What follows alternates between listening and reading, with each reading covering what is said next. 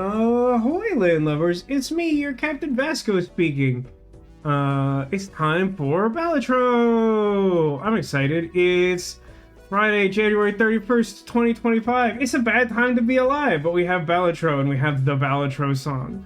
Does the Balatro song have a name? I was talking as people were sort of filtering into chat about how, like, I think my favorite thing about Balatro as someone who's not actually played the game before is the Balatro song. The Ballad of Balatro, perhaps? I don't know. I can't, it has these qualities that I just am not articulate enough to explain, where, like, it manages, you can sort of lose yourself in it and just embrace the song, or, like, it can just be perfect background. Like, it has every good quality of music. It's very strange. It's very strange. Simple Gear is fighting against the forces of evil with song. That's not that weird. That's just like Bard in a way, right? We accept Bard. I tease a little bit because I have talked in the past about being a fan of the Glass Cannon podcast, and they had like a big debate on whether like bards were cool and interesting recently, and a lot of people got mad about it.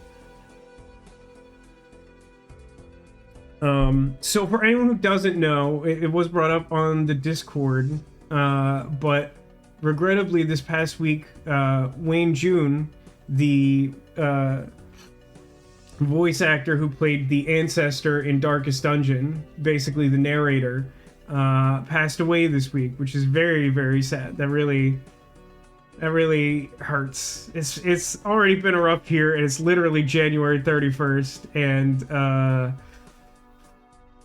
I mean, that's a big loss. Might be a good time to go finally track down some of those, like, H.P. Lovecraft audiobooks he sort of got famous for reading before his work on those led him to become the ancestor on Darkest Dungeon.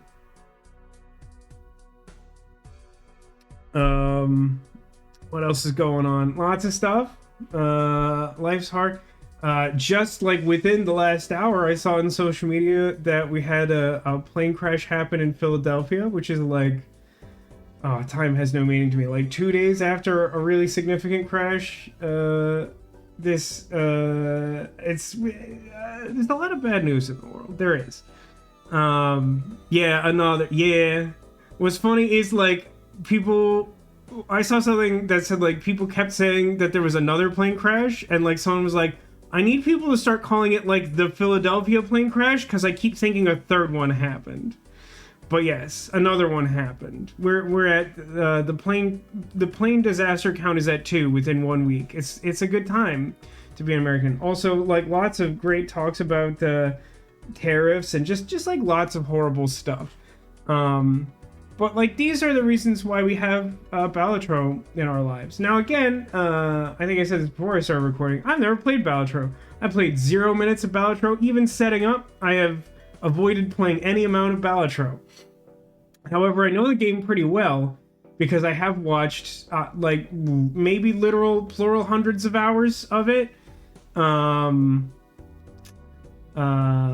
like, just to summarize, what is Balatro? Balatro is a poker roguelike. What does that mean? Excellent question. So the way it works is you play hands of poker trying to reach a certain target score. Assuming you achieve that score and complete the round, you gain, like, some amount of money depending on your performance, and you use that money in a shop between rounds to buy jokers, which are sort of like passive buffs that help you get higher scores, and other similar types of bonuses. You can add, like, special cards to your otherwise standard playing card deck. And you can get alternate types of cards that give you bonuses. There's, like, tarot cards, which just, like, do weird stuff.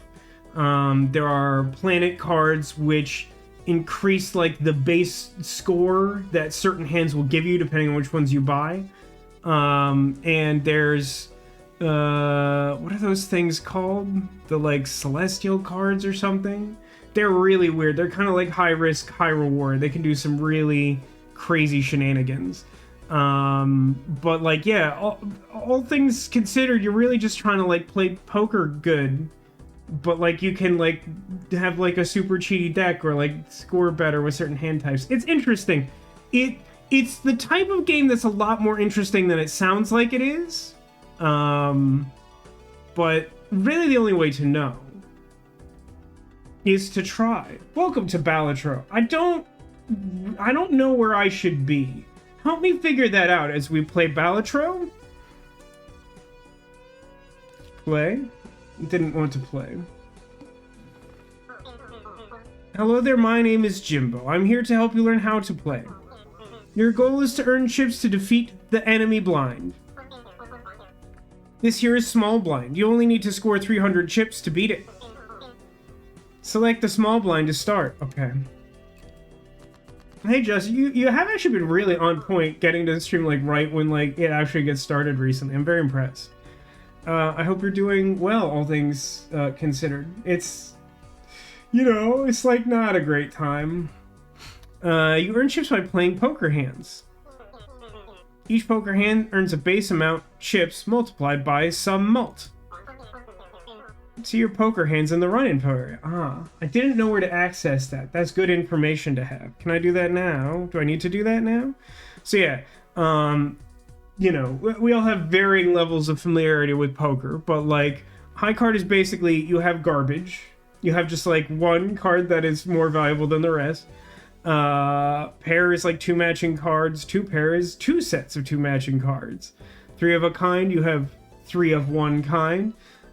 Same goes for 4 of a kind, but that's skipping ahead a little. Then you got straight, which is you have like a running sequence of numbers. Flush, all of the cards have the same suit. Full house, basically 3 of a kind and a pair of 2 separate things.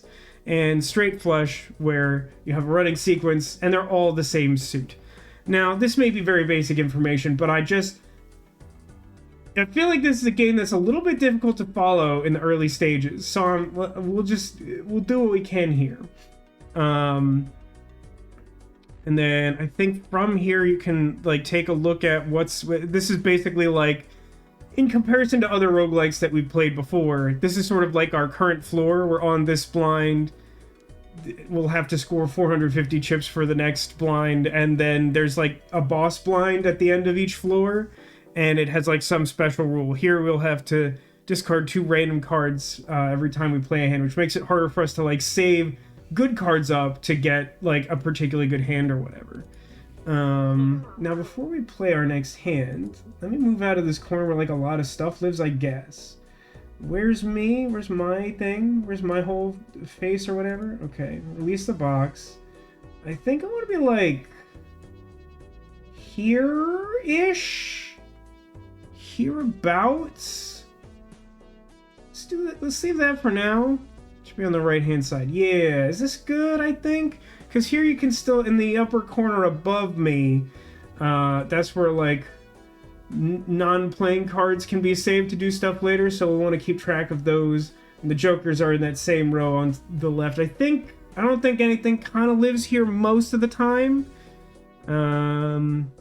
Cards also earn you some chips. Hover over to see. So all the face cards are worth 10 chips. Everything below like face card is worth its number of chips. And then ace, I think, is always worth 11 chips. Maybe a little lower. Maybe a little lower. You just want to see the number of cards there. I don't know if we need the skip button. Okay, next. Now select up to 5 cards to play and press play hand. Okay. Well, we got like a pair. We have like a bunch of disparate suits. Card game. Hey, super base welcome. It is card game, in fact, indeed. Yeah, I feel like, so something that's a little interesting about Balatro is I can play just the 2 cards. I can play 5 cards if I wanted to get rid of more cards. And I think I might do that here because we have like a few face cards and we might get something cool with the face cards. You do get like a certain number of like discards, so you can just like try to cycle to a better hand, but since we're in the very first tutorial game, it's not letting us do that right away. But let's play our one pair and see how that goes. We're currently on 1 speed, which is just dreadful. But we'll leave it that way for a little while. You can also discard up to 5 selected cards to try and make an even stronger hand. Let's try it. Okay, well now we have like a pair of jacks.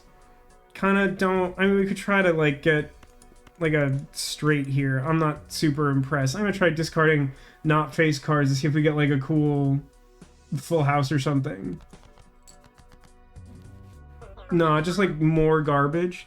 Careful, we only have a limited number of hands and discards per round, as highlighted here. Earn 300 chips before we run out of hands to win this round. Good luck. Okay, bye. Yeah, we kind of still just have like a pair. We call tossing the extras as part of your hand dregging them. Yeah, that seems fair.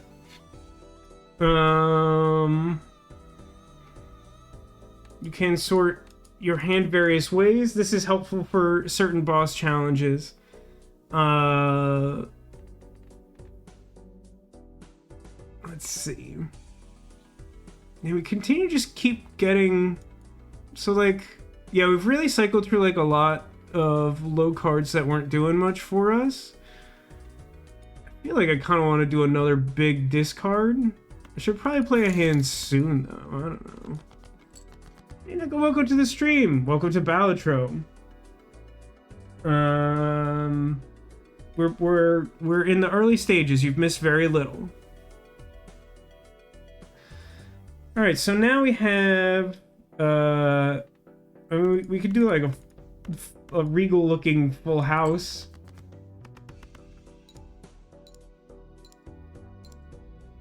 I wonder how long my patience will endure the 1 speed. Oh, that was a better result than I expected.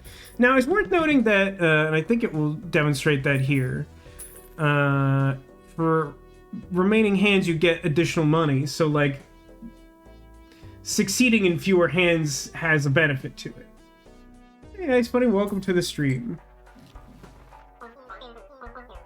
Nicely done. Now that you're flush with cash, you can buy some new cards at the shop. Try buying this handsome devil. Very basic Joker. His name is Joker. He just adds 4 mult. So what that means is your score for each hand is determined by a combination of... Every hand type has a base amount of chips and multiplier for those chips that it applies. In addition to that, you add the chip value for all of your cards. So as we went over before, like all the face cards are 10, everything 10 and below is just whatever its number is. So you add those together, and then if you have like a multiplier like this, which is +4, that gets added to the base mult and embiggens your score number. What game is this? This is Balatro, one of the contenders for Game of the Year of 2024. Much talked about. People who have played any amount of it basically say that you've either not played Balatro or you will eventually play like 400 hours of Balatro. That's my understanding. Yeah, I've heard that frequently used as well. This is a flat mult Joker. The alternative to that is sometimes there's a multer. Is what I've heard it referred to, which basically means like something that multiplies the multiplier value, which scales better than adding 4, as you might imagine. So we're obliged to buy this guy. It's one of the 150 Jokers. Is Mew the 151st Joker? Every Joker does something different. This one adds +4 mult. Be picky, you can only carry 5 Joker cards at a time. Now buy the other card from the shop. No, I could get like a cool pack instead of buying the Empress. This is... give mult status to cards. Okay, fine. This tarot card is consumable. This one will enhance your playing cards. Hold on to it. You can carry up to 2 consumable cards with you at a time. If you save up enough, you can buy a voucher. They passively upgrade your run. Vouchers are restocked after you defeat the boss blind. Check out both the booster packs at every shop. They're full of goodies. Well, you wouldn't let me do that because you're so rude. So much talked about that you didn't hear about it. I don't know what circles you're in, Ice Bunny, but I find that unusual. You get trading cards in this, poker with Pokemon booster packs. So the booster packs, there's multiple categories of booster packs, and hopefully we'll eventually have enough money to showcase what those things do. But like some of them are just like literally like playing cards, like basic playing cards, or playing cards that have like a little bonus on them. Like you can get like foil 8 of clubs, and like that does something. It like increases your score. Selecting the big blind will earn some cash. Or choose to skip it to get a tag. Each tag has a different, unique effect. What is this one? Probably tell me. Keep an eye on the boss blind. It has an ability you'll need to plan around. If you beat it, then the ante goes up and the blinds become harder. Beat ante 8 to win. Now choose your path. So what is the garbage tag? Gives $1 per unused discard this run. Wait. Oh no, up till this point this run. Not like a static thing that lasts forever. That seemed weird to me. I don't know the tags as well as I do like the Jokers. Did you know this Joker has a name? The regular one? I mean, he introduced himself as Jimbo because he has the same art as the tutorial guy. But isn't Jimbo also the baseball card Joker or something? Or is that a different thing?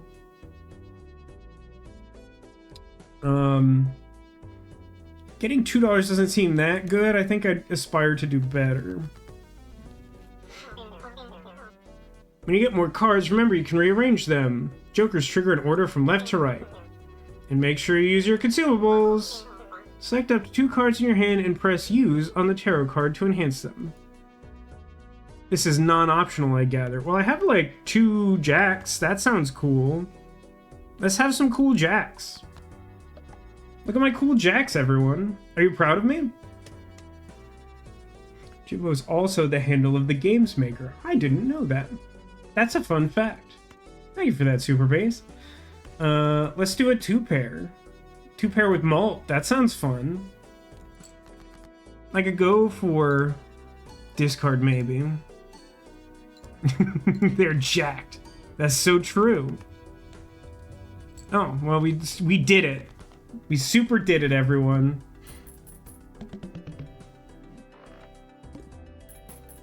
Ooh, yeah, I feel like I'm gonna have to... I have a lot of patience, but I feel like I would like to, how do I access settings?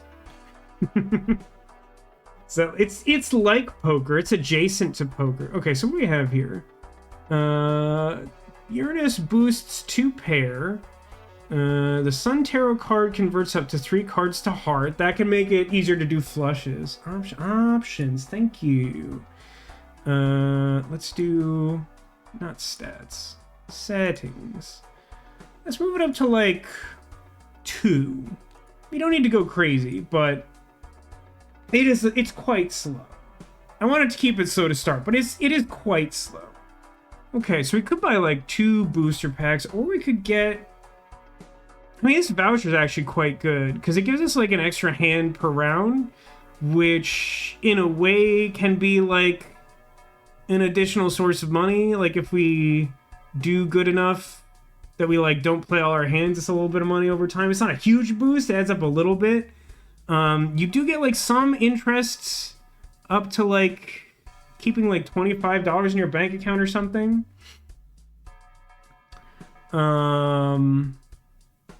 We can get, like... I don't know, tarot cards are good, but, like, by themselves they're kind of okay. I feel like I should either save or go voucher. Voucher sounds more fun. I'm gonna take that. It's called Grabber. Next round. It's $1 every round for the rest of the game. Yeah, I mean, like, there aren't that many rounds, so it's not like a huge return, but it does add up, right? Like, you only win by poker face because you have no clue about poker. But you do know blackjack. I mean, just knowing the value of cards is pretty helpful. It makes a difference factoring the score of your hands or whatever. Okay, let's go for the hook. This isn't an extremely bad one, especially since we're not like a super focused build right now. So we could try to like go for like a flush or something. Because we're like 1 heart away from that. We also have one of our cool jacks. I'm inclined to... It'd be pretty easy to get a flush here.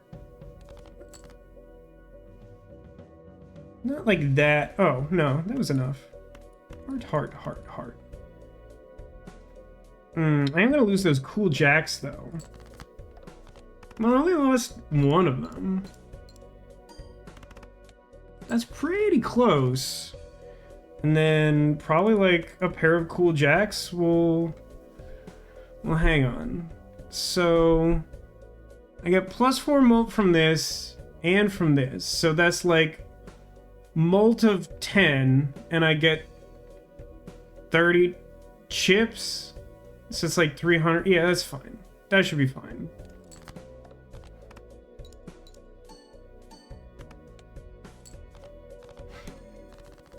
I do feel like it's not uncommon for the hand scoring math in Balatro to get so bananas that you're just like, I'm just gonna play this and hope I don't die. Ooh, okay. These are some pretty good jokers.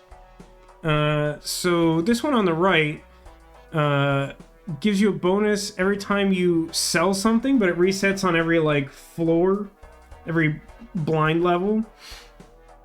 It's also a little expensive. It's all of our money, which would make it hard to sell things, at least in the short term.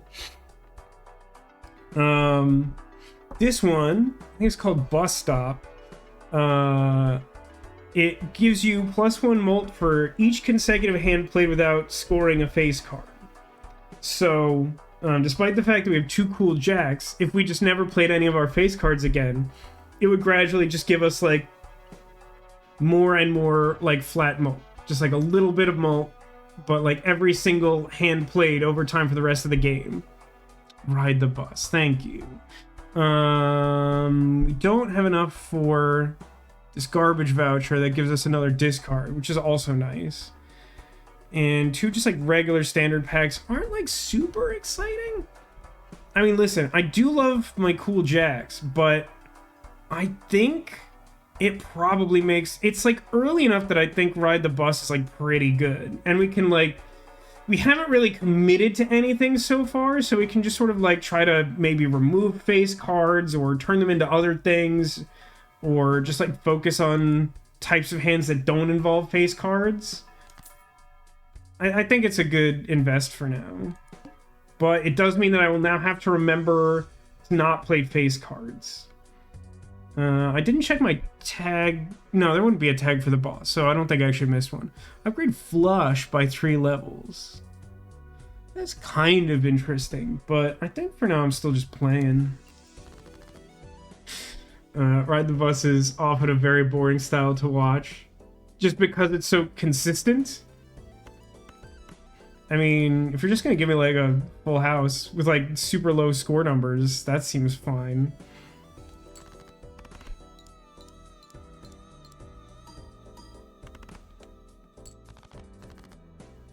Okay. Now I should not play these face cards. Hold on. There is a setting for... What is it under? I feel like I want less screen shake. Do we want less screen shake? Best way to play it is to drag rounds out. That is true. Can win poker games by riding the bus? I must be excellent at them. I mean, it's good to have a lot of practice, Neko. That's true.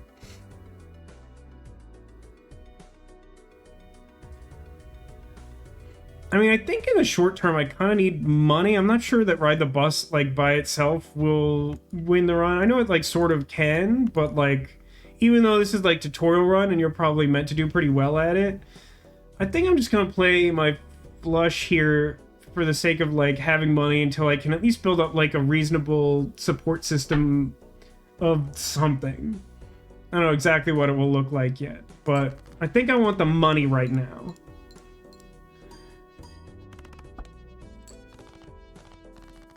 Now you're heading out okay, guys? Well, thanks for stopping by. I hope you good luck with tomorrow. Getting up early again. Okay, so what do we have? Straight is one of the trickier things. Like, I'm interested in trying to do straight builds at some point, but like it seems really hard to like build around this concept.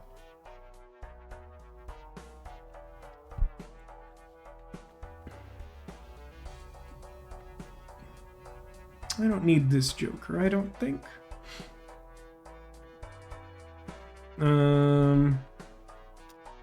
You know what? I think I might just save this round. Kind of hoping for like buffoon packs, which have like random Jokers in them, or something. I don't know if you have to unlock some of the other types, like the planet packs or whatever. But like nothing here is really calling out to me. Like getting a random card's probably not like great by itself. Like you can get some really cool ones, but like when you're just picking from like 3 random ones, I don't think your odds are great. And like worst case scenario, if we like do okay next round, we could get extra discards, which is nice. What's our tag here? Free Mega Arcana pack. So that would be, we would be able to take 2 Arcana cards out of 5. That's like pretty good. But I think we're in a position where like, hang on, all diamond cards are debuffed. That's probably not a huge deal to us, but the blinds are getting pretty big. So I think we want to spend this round like building some score on Ride the Bus. So we can't play any of these cool jacks.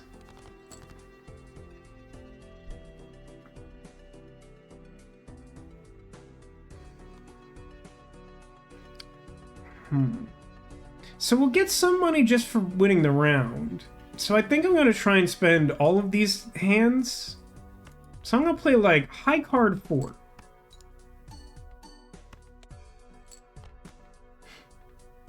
I'm probably actually not doing well enough that I can afford to like do something that silly. Like I probably need to score like decent hands. How much would the 3 of a kind 2s give me?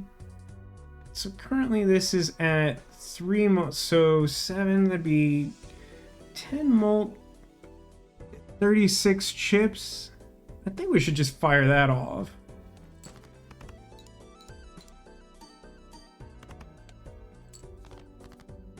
Okay, so now we have a pair of 6s and some garbage. Let's discard. I don't know why I'm inclined to keep the 10 and the 9. I'm gonna try it. Let's do 2 pair here. That's looking like 8 extra molt. So the molt is always 10 somehow. And then we get 22, 44. Yeah, that looks good. We'll play that. Now for a bit of cool insight on Ride the Bus. I think for now we'll just let it ride, but I appreciate the offer, Super Base. Let it ride the bus. That wasn't intentional, but if it was, I'd be proud of it. Don't understand what riding the bus means in cards.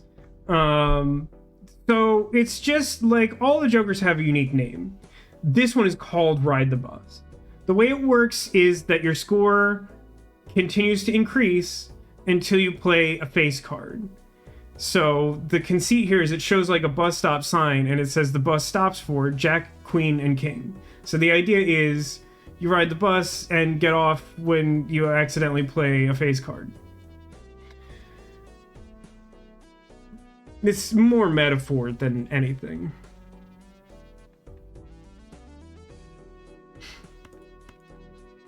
So now we're up to 9, so like 11 plus 30.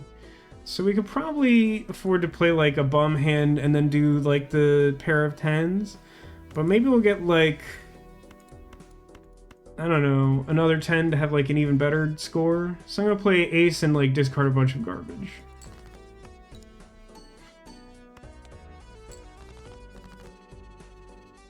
That's fine. 2 pair.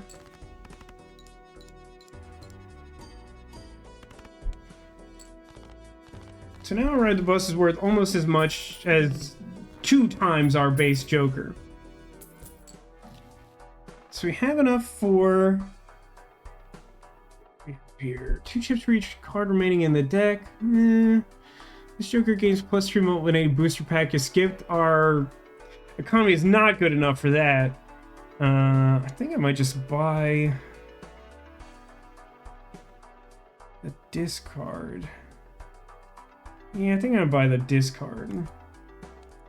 Help to make sure that when we do play our hands, they're actually worth something.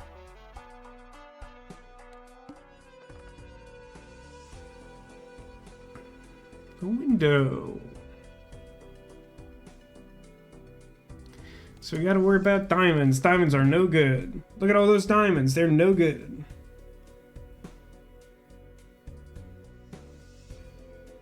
Well, it's not so bad. Like, we could play this like 2-pair to like start making sure that we get like a decent score without like immediately going over, because they're debuffed, but like 2 pairs got like a decent base to it.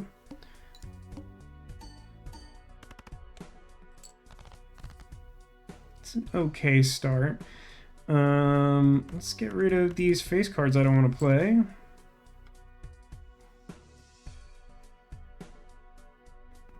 Remotely close to a spade flush. I think I'll fish for it. I'll keep that other 7 just because I already have a pair there. Maybe get something good that way.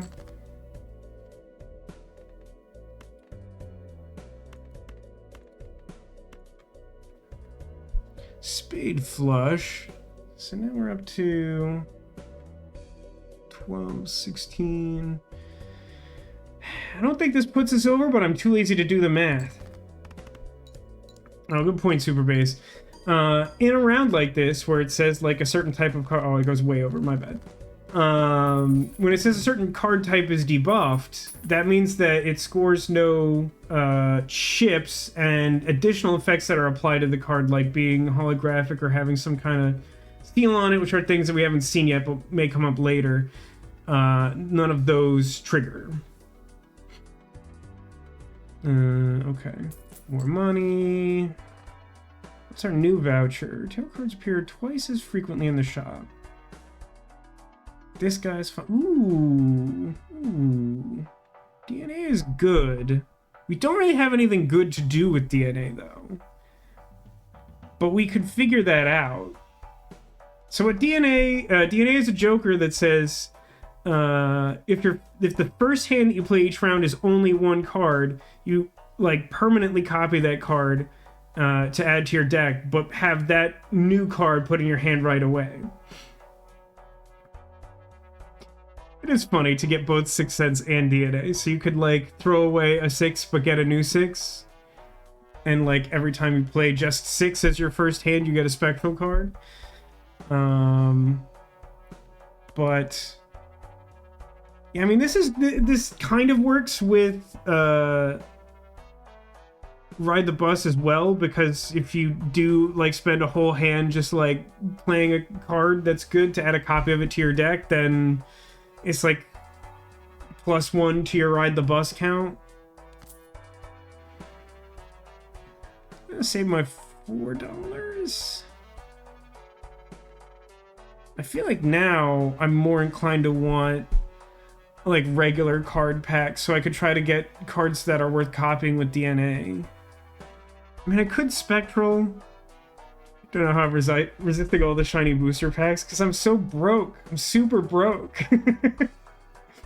Like, I can't afford one. I think with DNA I'm better off waiting, but like I really want to open a pack. I'm right there with you. I skipped this round, I got a free Spectral pack, but then I'm not playing several hands to make my bus better. Okay, so the first card I play should be a single card for the shiny boosters. Thank you for adding money to the shiny booster fund, Demolition, much appreciated. Have I found any good jokers? I mean, I have DNA and Ride the Bus from early on, which is doing well. I'm gonna discard my face cards. This does not count as playing them. It doesn't affect DNA. I mean, Ace, considering that my deck is still like a base deck of 52 cards. Ace of Hearts is a fine one. Because, like, you know, it's just worth a bunch of chips. And there are things that, like, care about aces or whatever. So I'm just gonna play ace.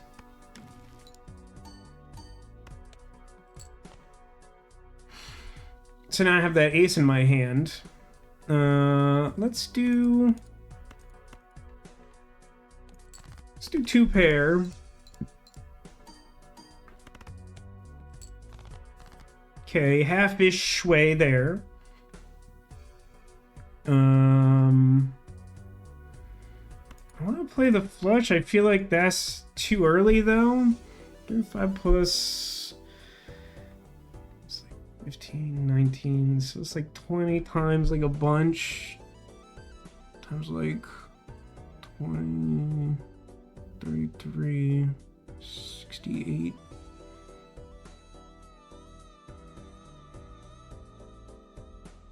Feels like that score is like much too high. So let's save that. Now I'm gonna play, I don't know, all the other cards in my hand. Why is it bad to reach the target score early? Simply because we're playing Ride the Bus, and Ride the Bus counts every hand that you play that doesn't have a face card in it. So like the bonus you get from Ride the Bus gets better for every hand you play, but you play fewer hands if you hit the target score early. The round just ends. It's not like a general rule. It's not like you always want to play out all your hands, but like the target score is increasing at a rate where I haven't really like compensated for it in any way other than having Ride the Bus. So I am trying to ride the bus pretty far. That was 200? Okay, we're getting somewhere with this score. I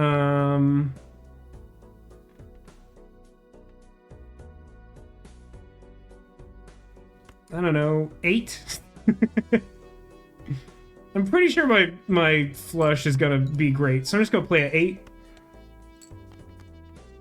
And let's just hope my math isn't atrocious, which I didn't do that much math.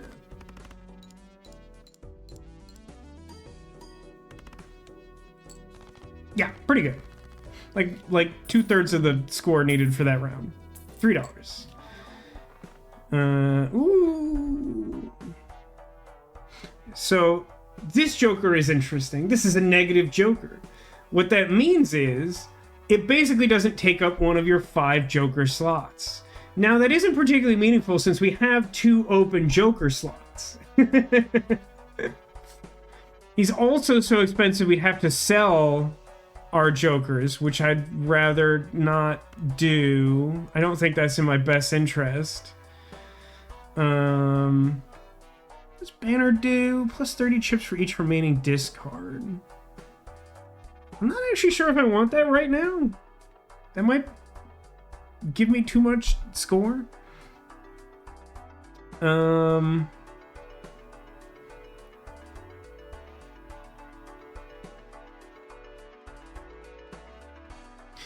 You voice your thoughts on Blue Joker? Go for it. I mean,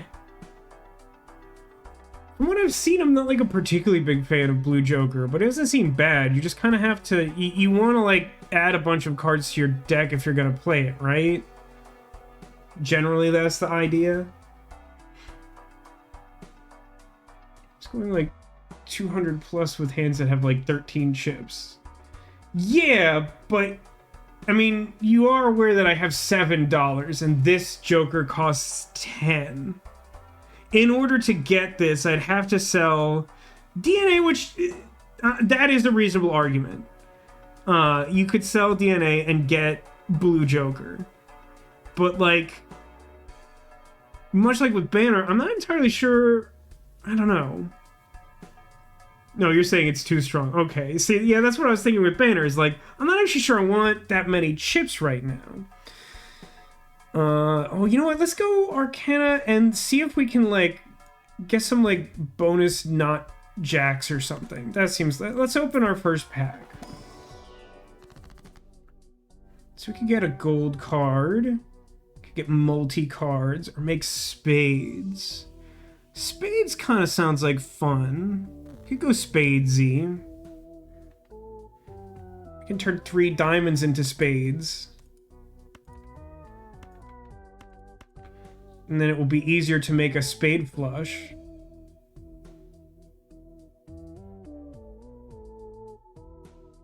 This seems like a good starting run. I know flush is considered like a boring sort of thing to do, but it's relatively easy to pull off. Ooh, a mega standard pack. I'm just so incentivized. Okay, heart cards are debuffed is our next boss at 4,000. Nah, I think I'm still riding the boss. Bush Gaming is a meme for a reason. Hey, I found both my Ace of Hearts.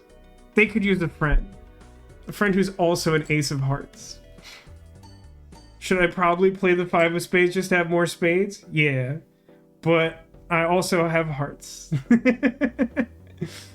Super nice straight. Oh, dude, we totally do. I wasn't even paying attention to that. I mean, that's gotta be like way more. Like, I probably don't want to play that right now, right? Maybe like the pair of aces, and then we'll see where we're at. Yeah, ace to 7. You don't see that every day. I don't think there's anything that lets you play a hand of like 7 cards, but that'd be kind of fun. 2 of the exact same kind. Okay, even pair of aces is a little hot right now.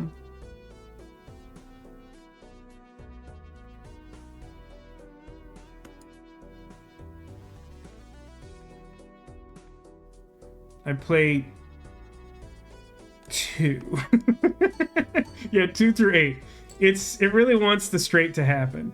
All right, I'm gonna play the straight now because I'm too lazy to do the math and make sure that I have enough leading up to this. I think this will end the round, but I'm fine with that. Okay, it does, and I'm glad I did that then. So then we'll do full house. That ought to do it. Yeah, hedging the bets, and successfully so.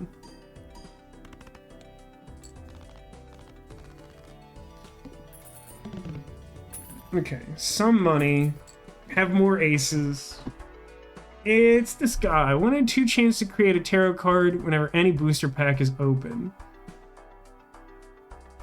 I think I'm probably just gonna buy another Arcana pack.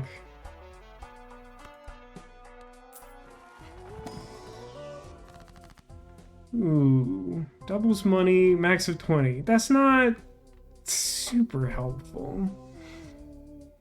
This is 2 cards to bonus cards. Steel card. Steel cards give a multiplier similar to what the Jokers are doing if that card is kept in your hand when you score. In a way, it would be nice to put that on the face cards because I don't want to ever play them. But it's kind of nice to be like putting bonuses on cards I would actually play so I can like DNA them. Which is why I feel like I want to do bonus cards. I'm kind of inclined to like... Wish I had a spade here. I mean, I have Queen of Spades, but that doesn't really count because I don't want to score her. Offer thoughts on steel here? Sure. I mean, I feel like I want something I can copy with DNA, but go ahead.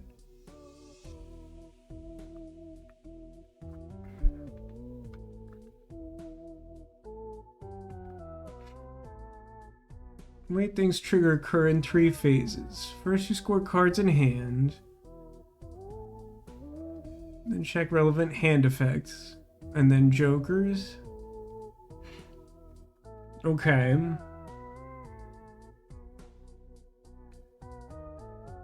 Steel scores before jokers apply. So, what you're saying is it's not as good as a molting joker? Yeah. That's fair. That's not something I was really fully aware of, the scoring order and all that.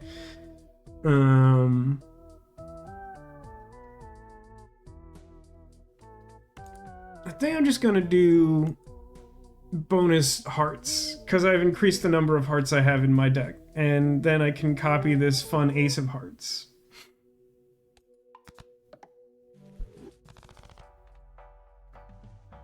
Next round. Right, boss time.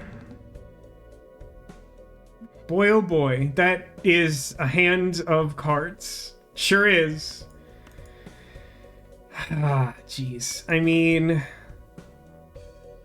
just discard all of that. That's not great either. I'm gonna discard that 10? Yes.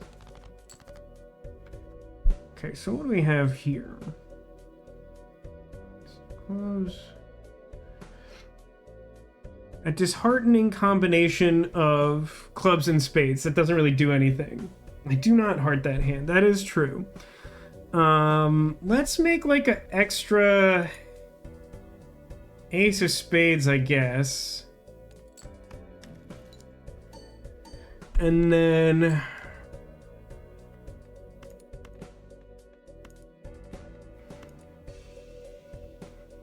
think I'll play this 3 of a kind aces and get rid of this debuff heart. Do I want to get rid of the 3? I'm not excited about this 3.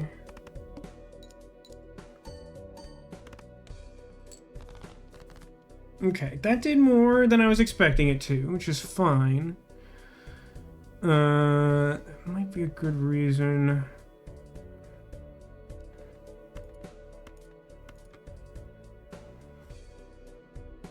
If I can draw into...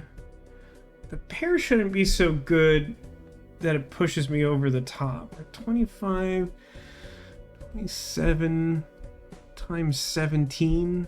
I don't know. It's like a bunch. But like it's not like 2,000. So I think I'm gonna play this and then try to like discard into like a spade flush.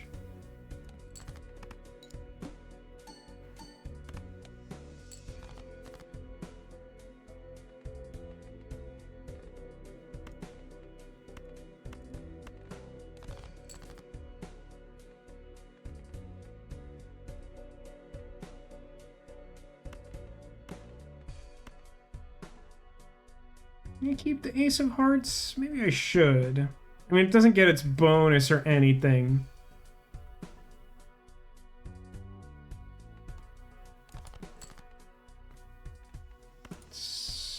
Spades.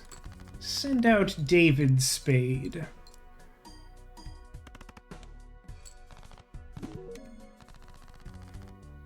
I unlocked some type of joker. And some type of achievement. They're under my face. Alright, I got $6. My net worth is always $9, if you haven't figured that out. I can increase my hand size even further beyond, or I could open 2 booster packs. 2 booster packs sounds fun, doesn't it? Whee!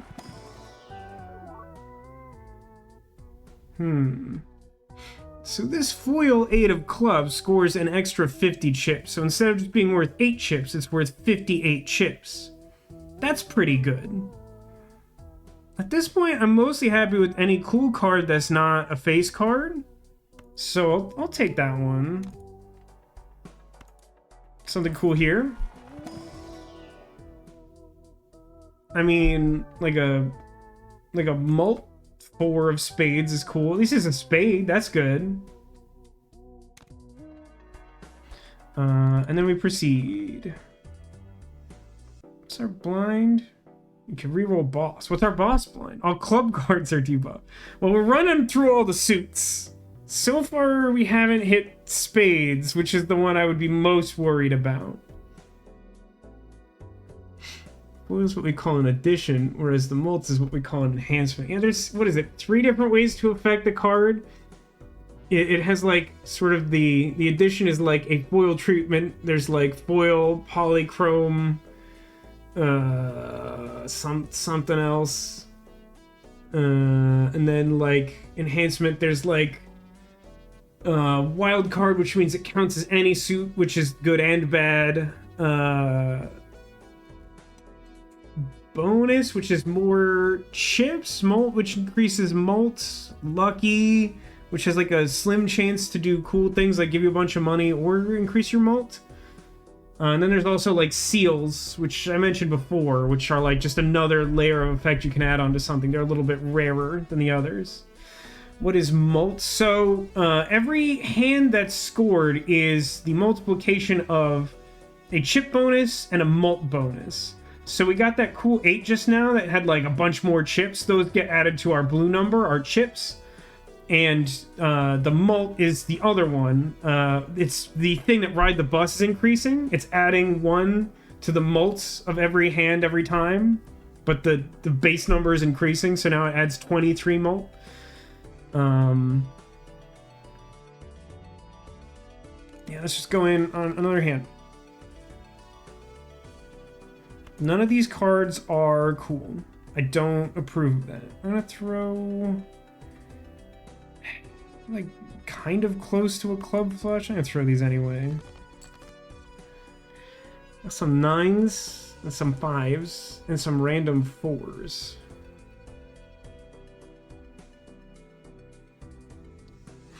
I mean, as bummer as it is, I think I'm just gonna throw, like, 9 of spades to add another, like, relatively high-scoring spade to my deck.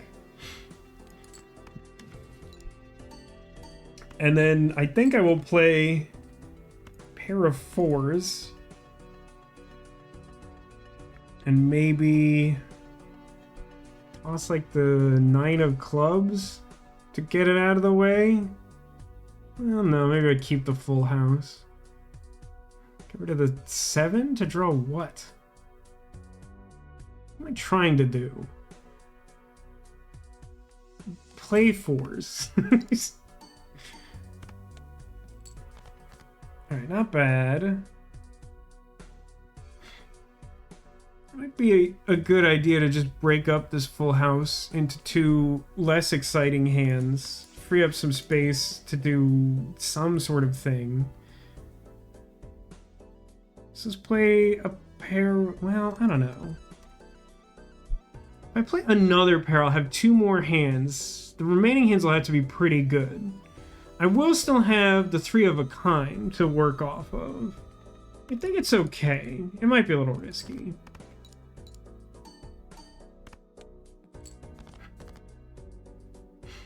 These queens are a trap. I need you to know this. Let's get rid of them, and... the 9 is probably also a trap, since I've already gone through 2 of them. I'm not currently trying to make a flush with the hearts. So let's discard all of these. We still have our 3 5s, and spade is a likely flush. Not that likely, though.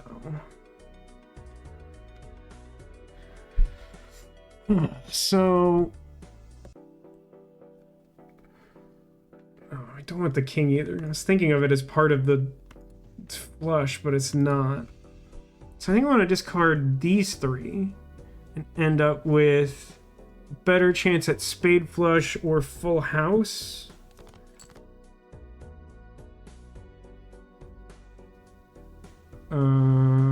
Okay. So hang on. These will not score because they don't match or match suit or anything, right? I can dumpster these and it doesn't break Ride the Bus, I'm pretty sure. It should be a French Revolution Joker to keep the bus ride going forever. I mean, there's... as you progress in the game, you unlock specialty decks. And one of them... I think it's called the Forgotten deck, and it starts with no face cards. So if you get Ride the Bus starting on that one, it kind of goes off.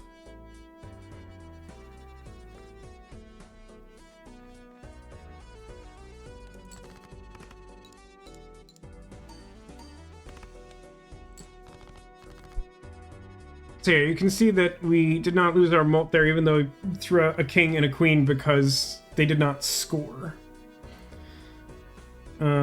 Okay. Well, now I need like a pretty good hand is the issue. Do I have 7s left? Yes, I have multiple 7s left.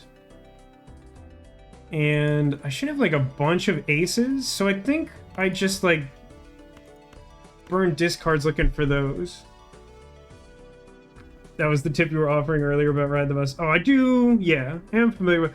I'm a little nervous about putting them out there just because I'm not that familiar with playing the game. Like, I'm familiar with the game mechanics, but I don't trust myself to not misclick and do something stupid. So let's discard. Oh, look at all them aces. We'll be fine. Like, this has to be great, right? Actually, what's better, 60 times 7 or... Oh yeah, 60 times 7. That'll be good.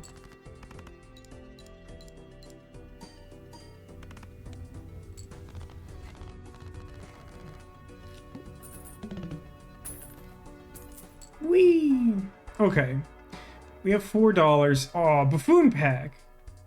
Gotta get that buffoon pack. Although, now hang on. If I buy the hermit, then I'll have $1, but I can double the dollar. I think probably the right thing to do here is to buy the hermit and just wait around, and then double whatever I have next round. Because I think that will give me better... Like, I would like to get another Joker that does something good. It's important to spend your American dollars wisely. That's such sage advice, Neko. I do appreciate it, particularly because of its proximity and relevance to the game we completed last week. Yeah, I think buying the Hermit is correct, but don't buy it.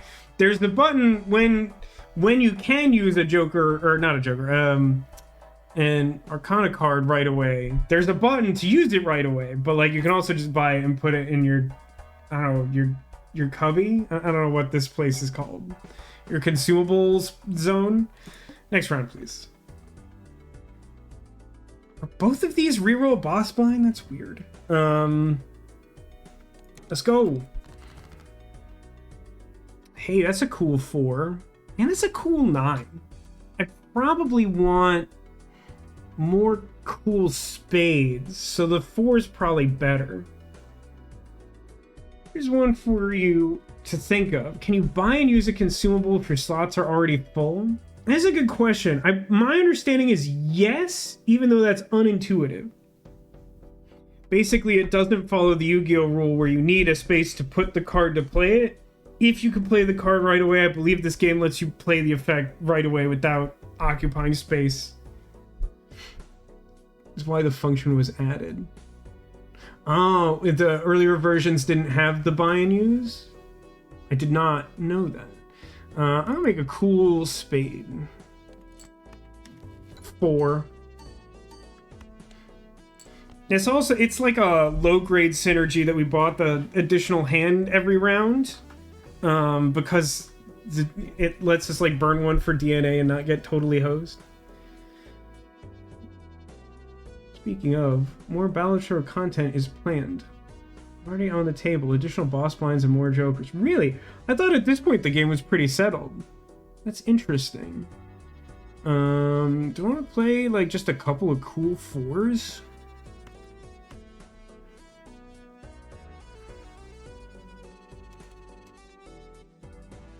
I think kind of doesn't do anything. I think I should want to throw away these guys. How about the 8 and the 9? It's a cool 9. I do have that like fancy 8 as well. I can draw into just like a cool pair. Let's start with this. I don't know. Some hearts, a queen. I don't know. At this point, I think the idea is to like, let's not score the queen, but throw out some cool 4s.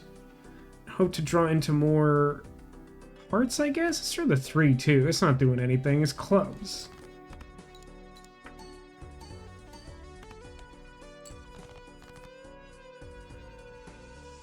Alright, these hands from here on have to be kind of good.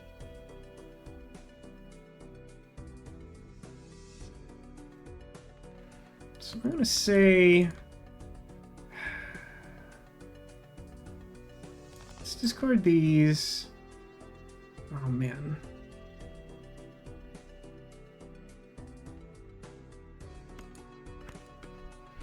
There's 50 chips on this 8. What if we, oh, maybe we... Yeah, what if we did like 2 pair with the cool 9 and the cool 8? That's gotta be pretty good, right? What's our distribution of like hearts and spades and whatever? It's like pretty even. Sure, let's play these. Keep everything else we have and see what that looks like. Yeah, those chips are doing... Yeah, that's good. That's good. So we could probably, like, do, like, a junk hand. Because we have... Yeah, we got, like... a bunch of spades. Hey, remember that time I made a random 9 of spades? It's doing work now. Discard junk.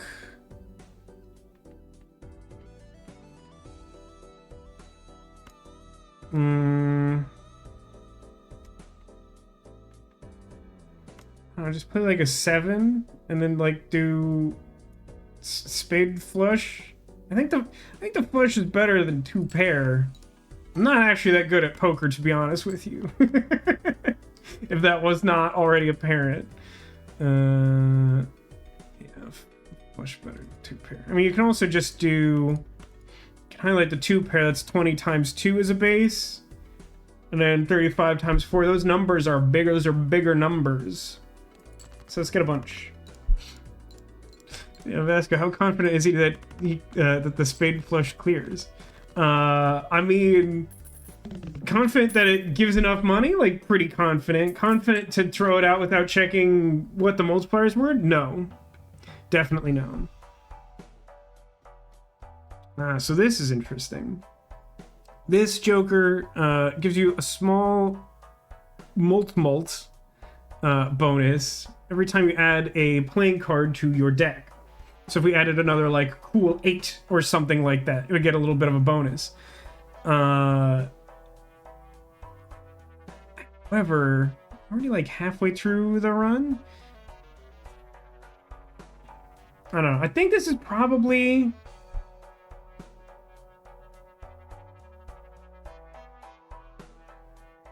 It's probably a good time to use Hermit, but it could still get better. Like, Hologram's pretty good because we have DNA and we're adding cards on a regular basis and we're looking for more cool cards.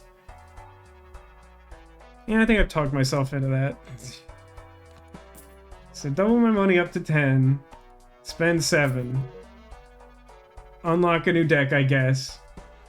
Hermit goes up to 20. It does, but then I have to be patient and, like... Anything I could do to not constantly be on the verge of death would probably be good once we get up to, like, the higher antes. So I do want molting last. You don't do anything, so you can go first. And then flat molt. Okay. Moving on. That new deck is just for discovering X things for the collection. That's fun. It's a good basic progression. Oh, sick. I got this cool ace and these cool 4s. I don't know which one I want more, to be honest. I'm kind of trying to like heart and spade flush, which doesn't make a ton of sense, but we'll not talk about that. The ace is worth more by its like base value. I think I'm gonna make another cool ace.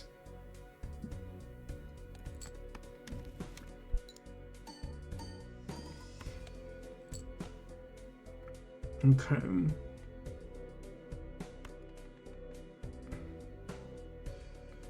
I'm sorry, that one cool ace was worth 2,200? Okay. I was gonna do 2 pair because I was a little concerned, but like, to be honest, like, that might be excessive. It's a pretty cool 2 pair. Let's like discard things that aren't cool pairs. Want your thoughts on what to do? Sure, I mean, I've committed, so I'm fine hearing your thoughts on it, because it doesn't change anything at this point. Oh, man. I so badly just want to, like...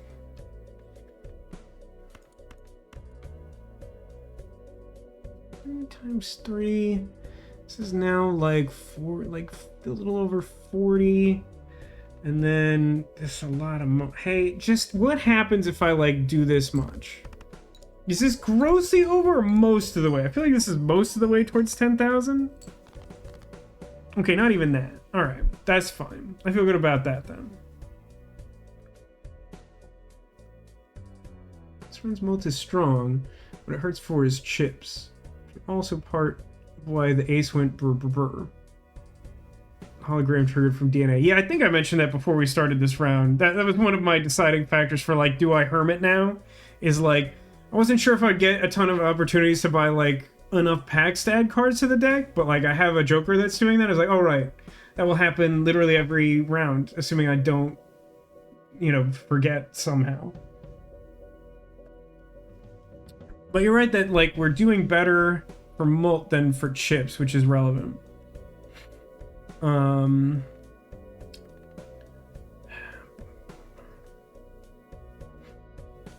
Is it weird that, like, more hand size would go pretty hard? I mean, listen, if, like, the... So this would become, like, 40, but then... like 50 times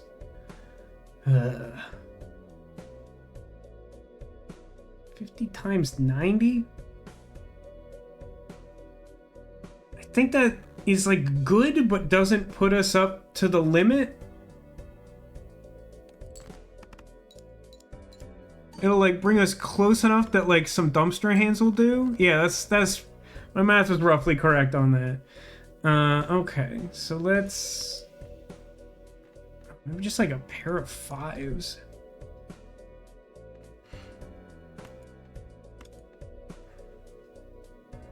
What does a pair of 5s look like when only one of them scores chips? Still, like, a lot. Okay. The debuff 5 probably clears on its own. At this point, that's probably true. I don't mind having one extra dollar, that's fine. Ooh. Hangman's decent here. Destroys up to 2 selected cards so we could get rid of face cards so we don't play them and we don't draw them. Like, that's not bad. It's only $3. It's, like, pretty good. I also kind of want this buffoon pack. I forget. This builds up to some other voucher that does something cool. I think it's the one that gives you, like, a Joker space or something. I'm gonna see what Joker options I get. +1 molt per hand played, minus molt per discard. I kind of need my discards, I think. Earn $1 at the end of round. Payout increases by 2 when boss blind is defeated. I mean, honestly, this will, like, pay for itself pretty soon. I don't really want the one that, like, disincentivizes discards. It's not necessarily a good long-term option, but, like, I've been pretty poor this whole run, so, like, having a little extra money is good. Joker is the unofficial BFF of Ride the Bus. Alright, let's take these to infinity and beyond. Spectral pack? No. I think I still need to iterate. Yeah, that's fair. If you power up your high card, then green is pretty good. Because then, like, you can just play whatever card you want. It doesn't matter what you draw, and you don't have to care about discards. With having these, like, face cards, you know what? I could just like destroy these 2 face cards.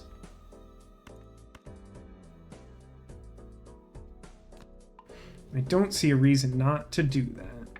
Because this isn't the one that cares about the number of cards in my deck, it cares about adding cards to my deck.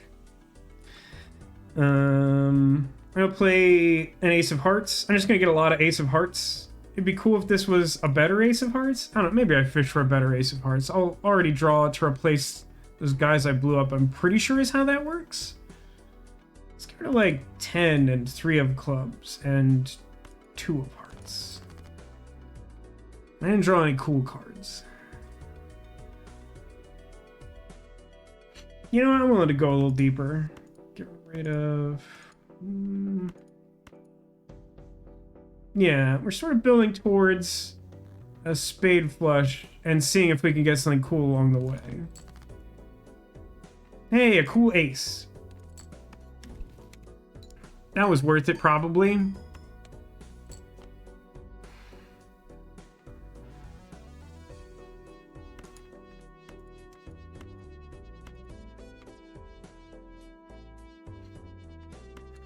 Just gonna yeet this queen, I think. One of the tricks about Ride the Bus is if you do somehow, like, accidentally play a face card, you will probably tank your entire run. That's because a first-rate player with a fourth-rate Balatro deck. That's a pretty sound compliment, I think. Yeah, at that point you crash the bus for sure. So we got some hearts, some spades, some random junk clubs. We're like reasonably close to our goal, and we have 3 hands left. So what if we just like played some 6s in a club I don't want? How much is that doing? Yeah, okay, that's good. I do enjoy a run where you get your high card base score so high that you can just be like, no bonuses 2 and score like multiple thousands. Superbase says, I always felt that when Kaiba called Joey a third-rate duelist with a fourth-rate deck, it was a very snide compliment. I mean, I think there's a reason why that has sort of persisted as a meme, even though it's kind of like a throwaway line of dialogue. But technically he's saying that the deck was holding Joey back. I mean, I guess in a sense. I mean, I really think... I still sort of take it in the spirit in which I think it's intended, which is like, you're awful and your deck's even worse. I got some discards to spare. I don't know what I'd be looking for, really. I mean, honestly, basically any card I play will put me over the top, right? Like, Unaltered 3 probably easily clears the remainder of this.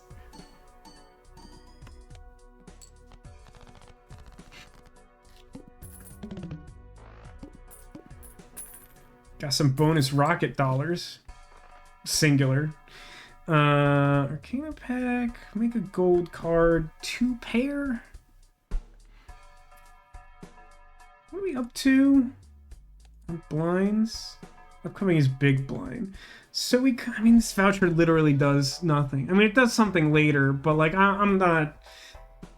I don't foresee that being a huge boon to us.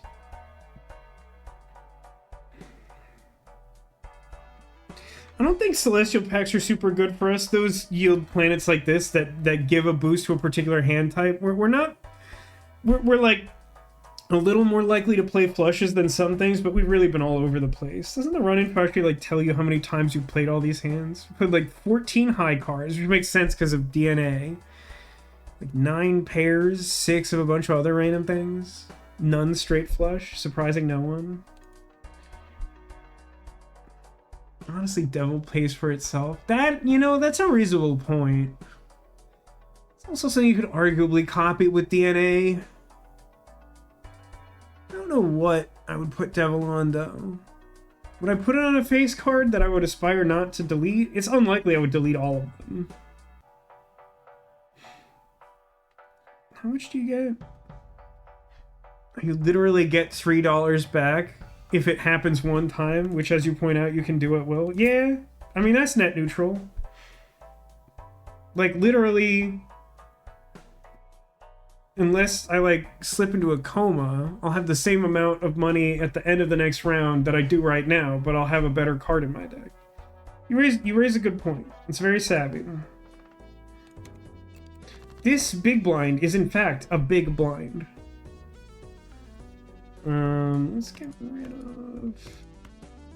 Nobody likes clubs or diamonds. I could go for, like, another cool 9, though.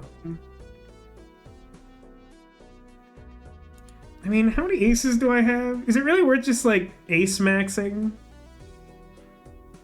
It wouldn't be the worst.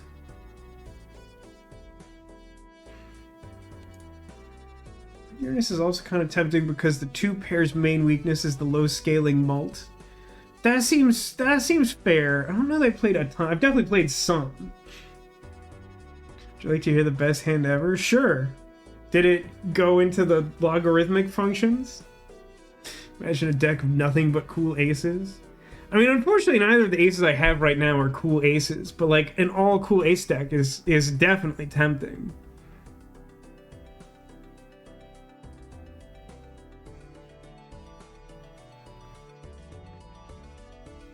I'm gonna their distribution of suits like I'm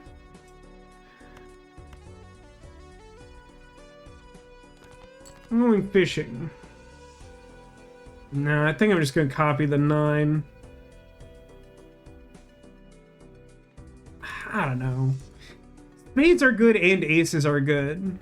What if I don't find like a good...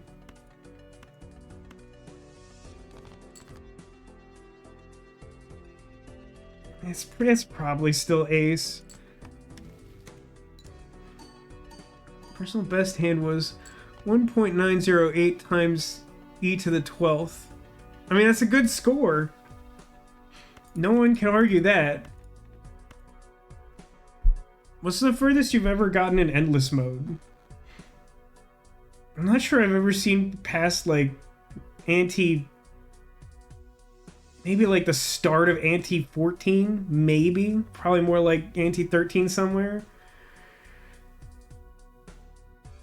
Do I want to do this now? Yes? How destructive is the force of these spades? Okay, good. I don't really like diamonds. They're bad. I could do, like, 2 pair here. That might not be the worst. It's somewhere between throwaway and incremental value. And I could, like, pitch this 8 of diamonds. It's not doing me any huge favors. I feel like this is a good compromise.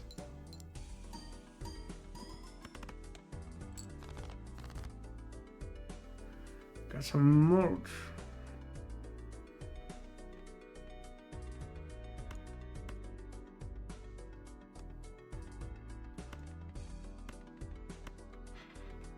Let's throw a bunch of... How many hearts do I have left after throwing a bunch away? Like, as many as anything else. Okay. Let's play some cool 4s and see if we can fetch up, like, a heart flush or something. I don't think the 4s will take us over the top.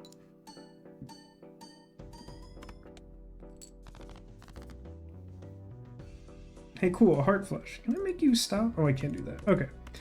Let's just not put the Queen of Hearts in there. Would be good. Oh, hang on. Hold on. Yeah, let's not forget the devil we know. I'm gonna go with this 9 of spades. Because... I might want to play a spade at some point, which means I might be more inclined to, like copying it could be more valuable. Well, I'd be able to copy it. If I put it on a face card, I wouldn't have that option. I think this makes sense. I don't think it makes a huge difference, but I think it makes sense to put on the spade.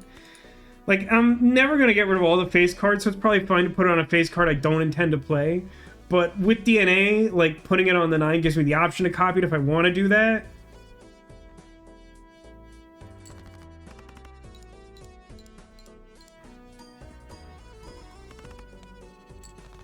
We went way over on that one. That was a 10,000 chip hand. Hooray us. And we unlocked a new Joker. We got some money. And we got a holographic... I don't remember this guy. Oh, this is even... No, this is Odd Todd. He gives you more chips when you play... we should probably get rid of Flat Mult Joker for this guy. Oh, he literally, like, just being holographic gives more mult than Joker does as his whole career.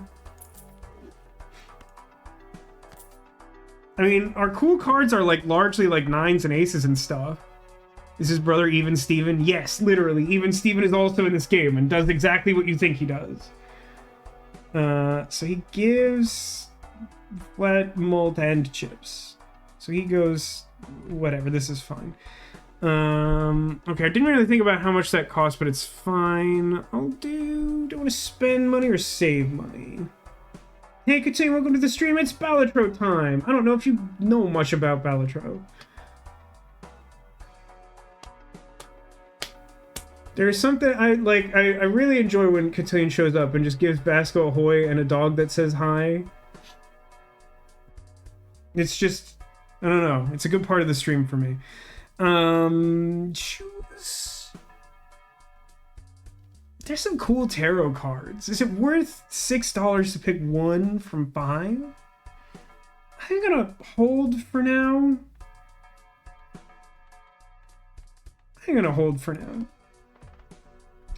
Never thought on my Joker placement. I mean, Rocket doesn't matter where he is.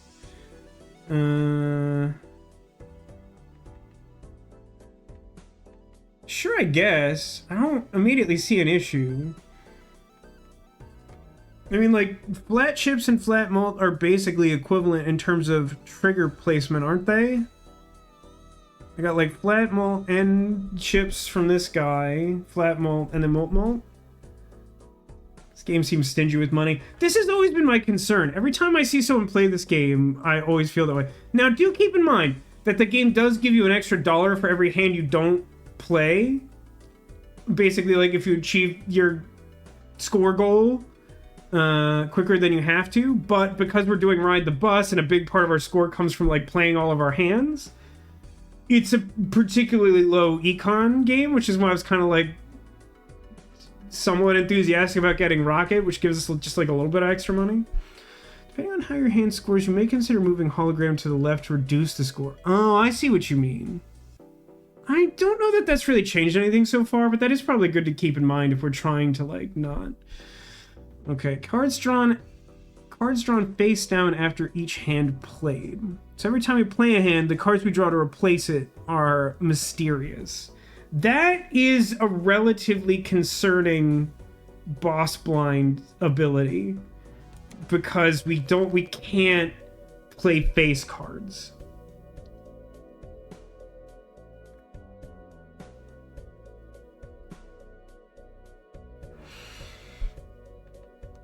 I mean, I wouldn't mind another cool 8.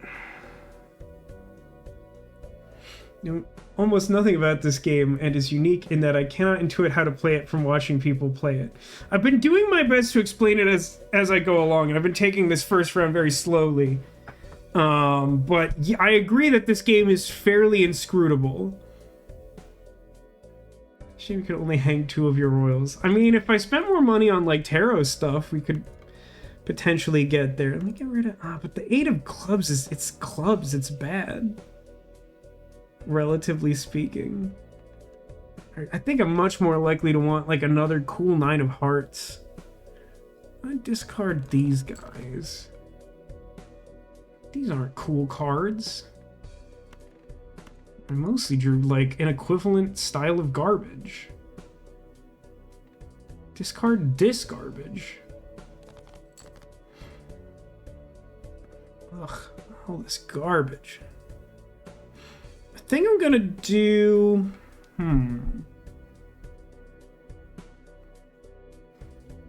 May want those discards for removing face down cards. Yeah. I mean, at this point, I don't think I'm discarding again. I really just wanted to get something. I think I'm gonna play Cool 9, because I think it has more long-term value. So play that solo. Get a copy. Get... like a whole, like a just staggering number of points for that. Honestly, I'm not gonna be too bothered if we like blitz this one a little bit, just because I'm a little concerned about the boss blind ability. So I'm gonna do this cool 2-pair, which might put us over the top, but I'm okay with that. Remember when you said chips were the weak point? Yeah, but like the 8 of clubs isn't super good. It's not... Our deck isn't built to like especially make use of that or whatever. Odd Todd. Yeah, we got a bunch of money that time because we didn't play all our hands. But again, I am fine with that. And Rocket gets better now, right? Cool. Oh, hey, it's the baseball card Joker. So, uncommon, rare, common, common, uncommon. So we could replace... Oh, I don't know. Can't really replace this common. I could get rid of this rare at this point. I think I want to keep it a little while longer. It says in normal poker you take the ace over the queen in there. Not sure if it matters in this game, and it will rarely matter in real poker. Take the ace over the queen in what way? I think I'm too stupid to follow that because I'm not immediately looking at the hand I'm playing now. It was worth 58 chips, but the 9 was worth 70 chips. Ah. Didn't really do the math on the chips that are like Odd Todd was giving us. But as I did point out when I bought it, like a lot of our cool cards are ace and 9, which are automatically good.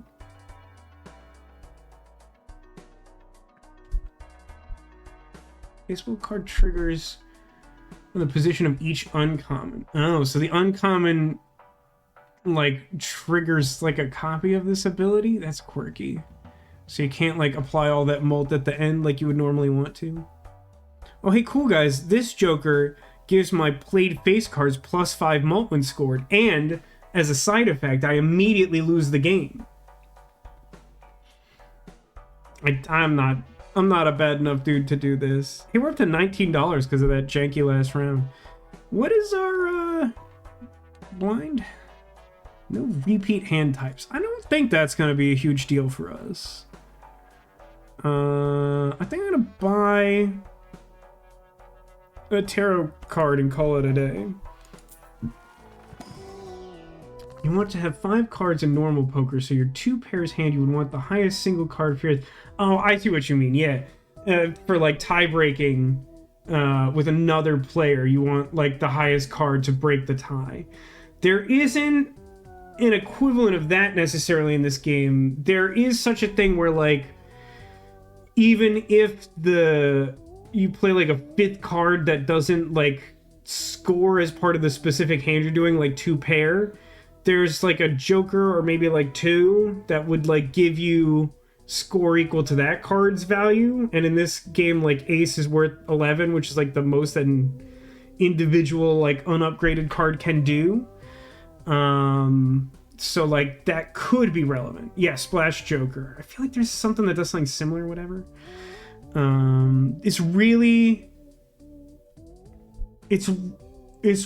sad that we have a death card here and none of our cool cards. We have like a bunch of cool cards in our deck. Death lets you like turn a card you don't want into like a card you do want. But because of the way the booster packs work, you have to play the card right away. Lucky cards. Lucky cards aren't terrible. Note that splash full send scores the card, not just adds its value. Right.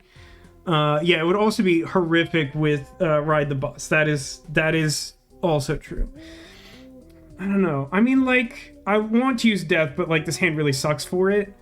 Magician makes our cards lucky, which gives them like a 20% chance to do like plus 20 mult, which is good, and like a super slim chance to just randomly score $20, which sounds great.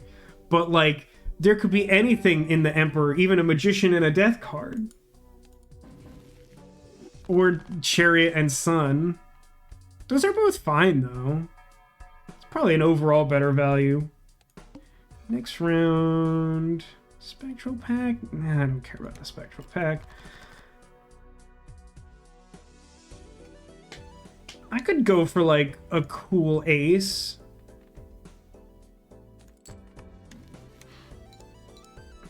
Hologram's like doing some work. I keep forgetting that like Hologram's actually getting better because I'm not good at this game yet. The Sun. It might be good to like turn just like a bunch of like, I don't know, like I have the least diamonds because I already converted a bunch of them into spades. So, like, turning some, like, relatively good diamond cards into hearts would be good. Oh, it'd be super cool to turn that 50 chip 8 into a heart. I'm way more likely to play that. Yeah, also worth noting, as Super Base points out, Chariot is a conflicting type of enhancement with the ace I just duplicated, so if I tried to apply it, it would overwrite the existing one instead of giving 2. You can, however, have, like, our fancy 8 is foil, and you could have, like, a foil bonus card, because those are 2 different types of bonuses. Chariot and Sun. I'm not really sure what to put Chariot on, frankly. Sun, I could feasibly put on just about anything, but, like, I think I want something better than, like, what I have here. I should save the 7, because it is both a heart and an existing pair. Let me trash this.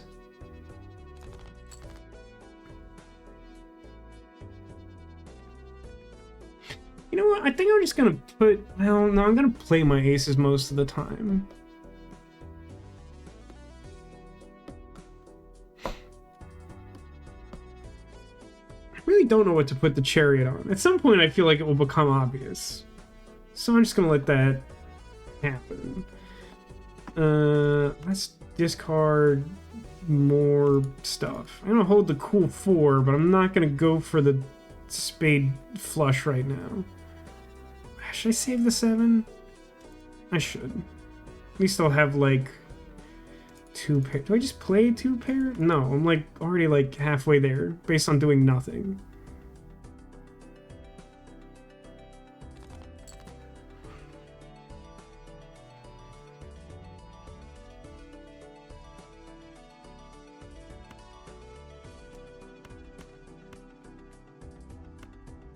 I've decided to convert these cards into hearts.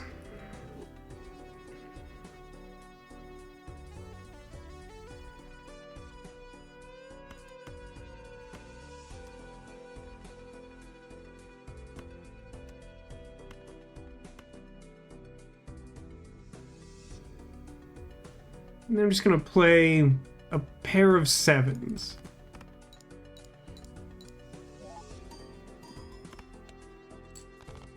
That was too much. That's relatively good, though. It's a sign that we are reaching a comfortable level of strength. Wow, this is the 3rd time we've seen Blue Joker. I don't feel like I want literally anything. I have enough money I could reroll, but I'm not sure I care. I think I'm just gonna pass and hope to get something cooler next time. Like, I'm into Arcana cards and, like, regular packs, which we haven't seen in a while. We're seeing a bunch of them early on when I didn't want them, and now that I want them, I haven't seen them in a while. But these jokers, I don't think, help us more than what we have. Just move on. What's our tag? Get an extra voucher in the next shop. I could be good, but missed a few upgrade rounds. I'm just gonna play it out. Hey, look, a cool ace. How much is one cool ace worth these days? It's like 12,000? That's pretty good.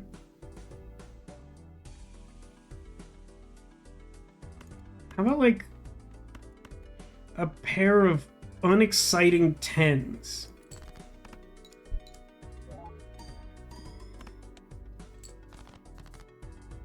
Okay. This might be a good time to move hologram. Jokers look like nightmare fuel. I mean, there's some big clown energy for sure. Let's just play like 2 9s. Like your 3 probably beats those 2 10s. How much you think 3 goes for these days? We're like 16,000.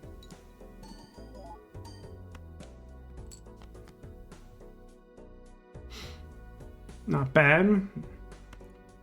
Play... I'm at a point where I'm still inclined to hedge because I'm too lazy to do the math, which I think is how many Balatro runs are won and lost. Be doubled if hologram were to the right. True, if we get close, we'll just put hologram back to the right.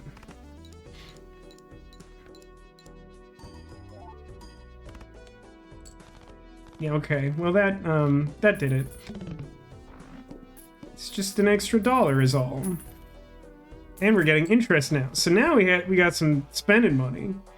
Including we can spend $3 to get more money. You can spend $3 to get $16. A net gain of $13. That's cool. Let's buy a standard pack. Maybe we'll get a cool card. I mean, Steel 4 of Hearts is okay. It's a heart. It's a steel card. I got no squawks, no beefs. Yeah, behold money. Let's do like a reroll. I don't think this is better than anything we have, really. Like, at some point we can get rid of DNA. Probably don't want to do that until close to the end of the run. I don't think we have enough spades and clubs for me to care about this. Let me do one more reroll. Flush Joker is interesting to talk about because of the wording. Because it says contains a flush. There are other things that work that way where it's like contains a pair and like 2 pair and full house care.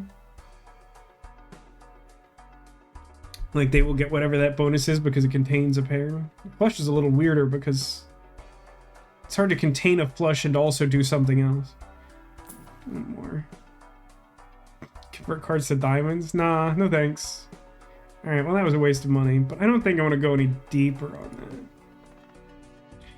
Yeah, no repeat hand types. I think that's fine. Probably fine. Hey, a cool 8. And that cool 4. And like a bunch of 3s.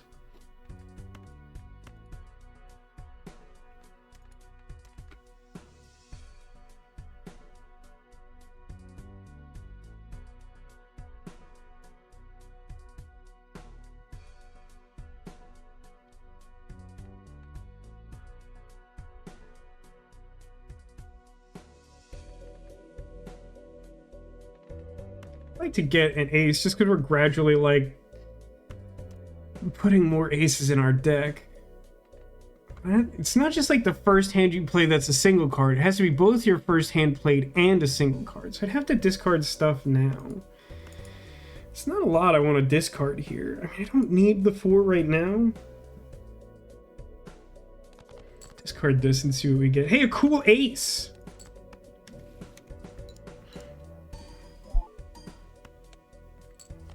Yeah, that's pretty cool. I'm gonna play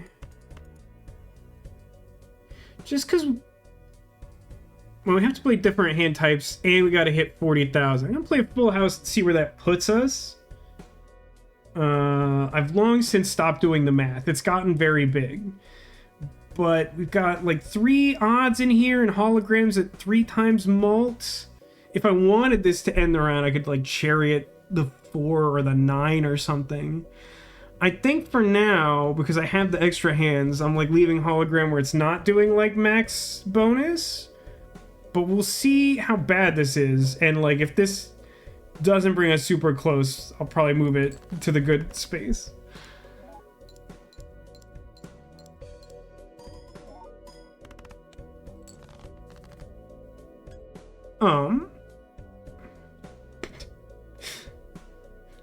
I'm a little torn because I feel like that result makes me want to move it towards doing the maximum bonus, but now I have 5 of a kind aces. So like it's probably fine to play that without max bonus and see if that puts us close without going over. I mean, that's a lot though. They're all odd. Like this will do like a horrifying amount. But the trick is I don't really want to discard any of the aces. So if I want to play other hands, I have to like match them out of like these cards. Probably get some unlocks. That's true. Let me just spend a couple discards to see if I can get like pair of 9s or something. I haven't done pair yet, right? Pair of 7s. Pair of 7s.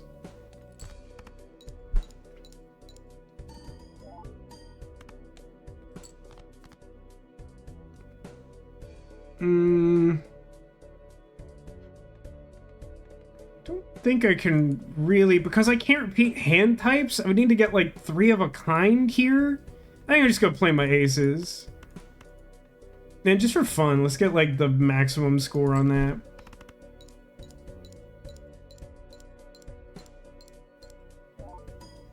It's a big number? It's kind of a big number.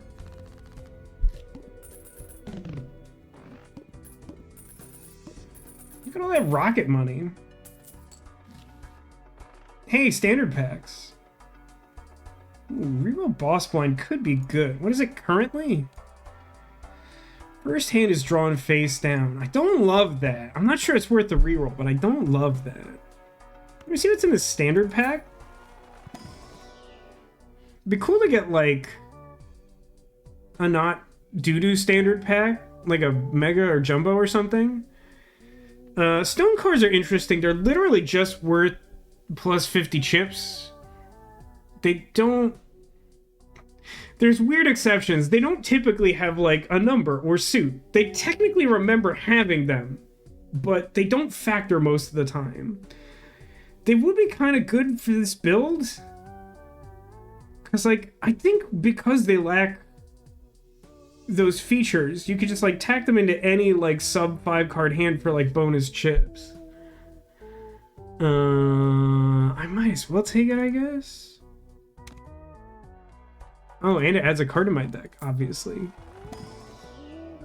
Hey, a cool ace. And it's one of the suits I enjoy. Very neat. I think I'm gonna buy this voucher just to have it. And we'll just like move on with our lives. You play 5 stone cards. What is the hand counted as? Well, that's a fun riddle.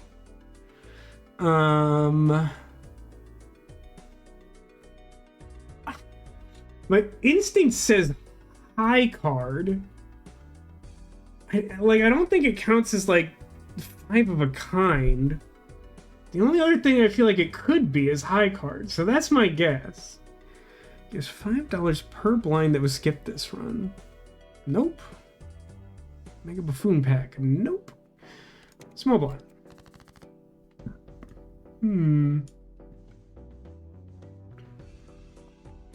Well, this is an interesting hand. It has aces, but none of them are cool aces. I want a tiny giggle. I would love a tiny giggle. I don't want to discard these things. I think I'm just gonna make a generic ace, as much as that bums me out. Oh no, you know what I'm gonna do? I'm gonna make a steel ace. That's what I'm gonna do.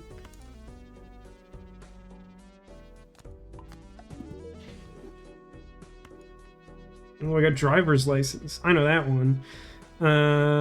Yeah, play single steel ace. Oh, that's funny, because it puts the one in your hand before it scores. If you like DNA duplicate a steel card, it also gives you the like hand multiplier bonus. I legitimately didn't know that worked that way. Let me play like 2 pair and a random 7. You can tell a stone card's suit if you check your deck. However, this doesn't affect jokers, just if you de-stone it. I was vaguely aware of that. I don't think I would have specifically remembered that it places the stone card in the deck where it should go based on its suit, but I have seen people like de-stone cards accidentally before. That's a lot of aces.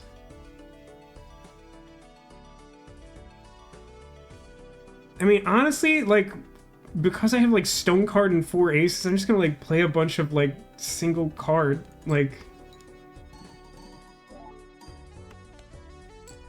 sure. How about a 10? How about a 10 of hearts?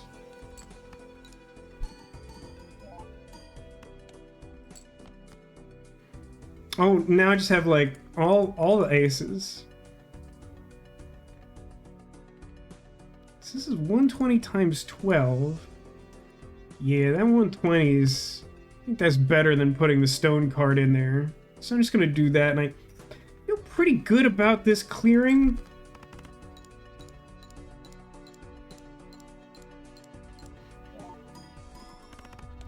But I know we were talking about how stingy this game is with money, but like, look how much difference it makes for us to be like over $25 where we get the interest every round, and also just having like one joker that like really slowly accumulates money, but like, I mean, it's added up really fast. We've got like more money than we're realistically spending with clubs. Just give me like, what are you doing here?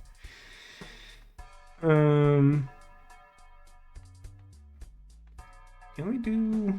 Is this one? Each face card held in hand has a 1 in 2 chance to give a $1. Now that's kind of funny. If that was negative, I'd spend money on that for sure. Let's get a tarot card. Ooh, Hangman. More hearts. Kind of like getting rid of just like more faced cards. You're not doing me any favors.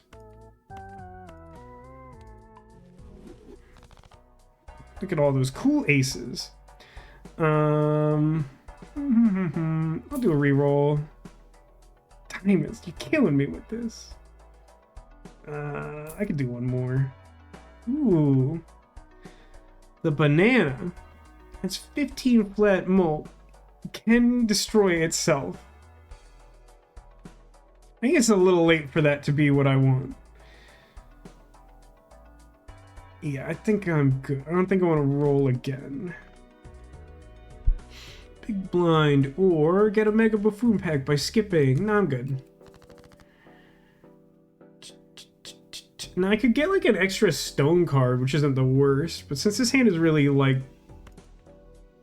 mid anyway, I think I'm just gonna like go fishing for like a cool ace or something, which I don't find. Find a regular ace.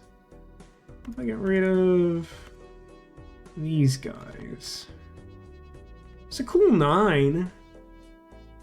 I don't mind copying that 9. Some more gold cards. That hand was so mid that Odin let the mortals settle in it. Oh man, no one in this chat will care, but I was a few chapters behind on One Piece, and I got caught up, and their newest storyline is like clearly inspired by like Norse mythology, but like in a distinctly One Piece way. It's very interesting. That Demolition responded to that with God reference that I think was a typo, but I'm not sure because it works both ways, and either way it's good. It's both. See, somehow it manages to be both. It's in the superposition of mistake and intentional. It's impressive. Daddy does not approve. Why does Daddy not approve? Tell me what Daddy does not approve of. I'm just gonna play 5s, I guess. Why not play 5s? I left him in the kill zone. It's so funny that I saw like super early negative Joker. I don't think they're very common, but like if I saw one now, I'd buy it. Most people fail to see the most important tale Ragnarok tells. Is it slow and steady wins the race? I've never gone super deep into the details of Ragnarok. I only kind of vaguely know what it entails.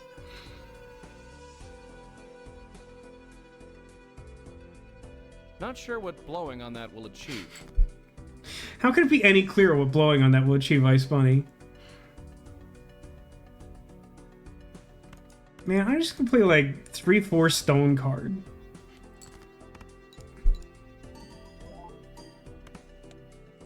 That's worth 4,000 points.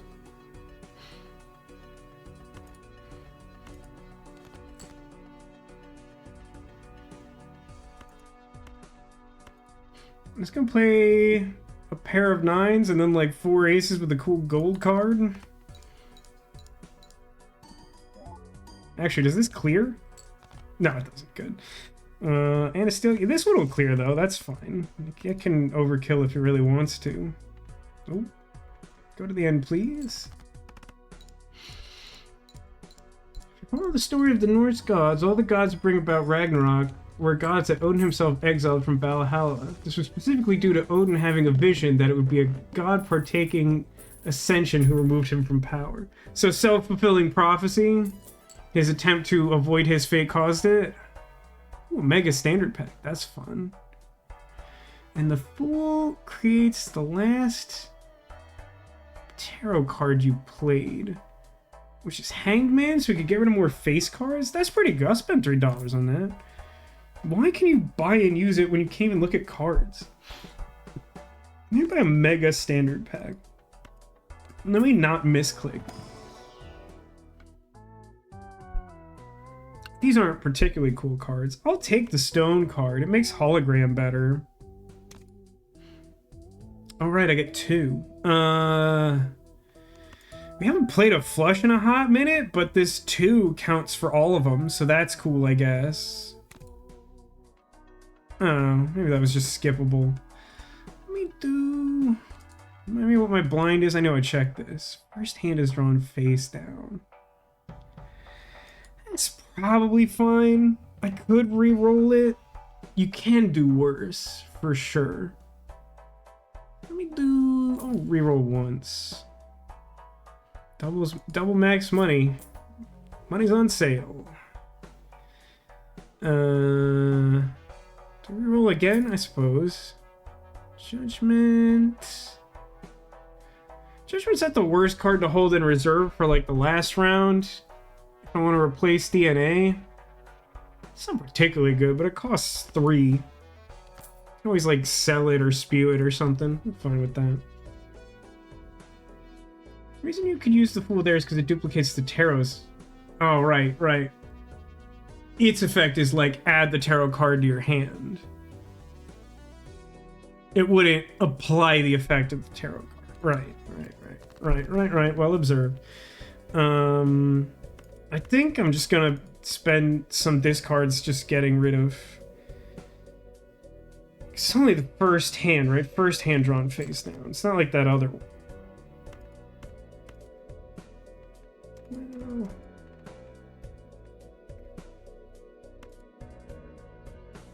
What do I want here? I think I want the extra chips guy, right? I still have like more malts than anything.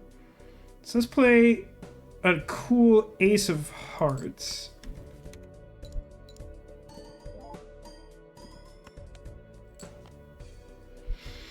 And then I'm just gonna discard all these.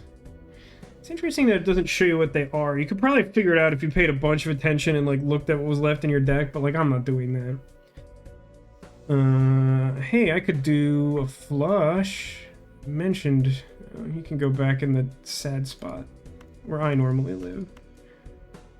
I mean, it's gonna be like a big flush, but I don't think it'll clear 70,000. It could. Let's find out together.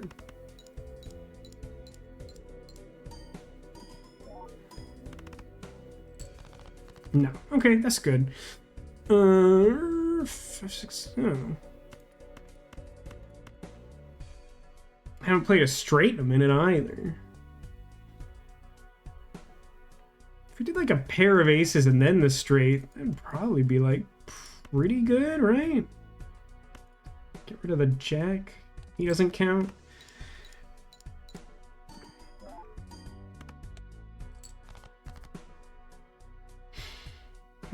If I played a pair of aces and a random face card, that'd be pretty good, right? And then I'd still have this straight. I think I'm doing this right.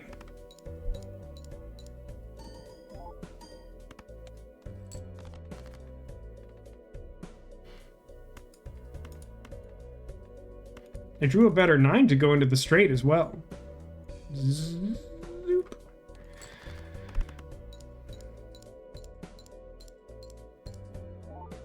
Big score. No whammies. 141,000. Alright, we're on the final ante now. Go us. Yay team. Collectively we have done it, and I'm proud of us. This will not help us now. Turns a card into a wild card. That's not very exciting. Rerolls cost 2. Honestly, We're in a place where rerolls cost 2 less is pretty good, I think. I think that's worth taking. We've been doing a decent amount of rerolling, and it will be easier and more cost-effective.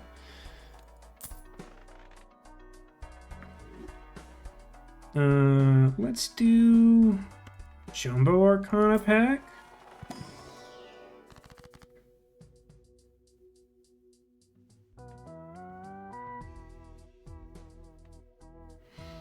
Oh shoot, I forgot that I changed what card the Fool was, because I stopped. Oh, hang on.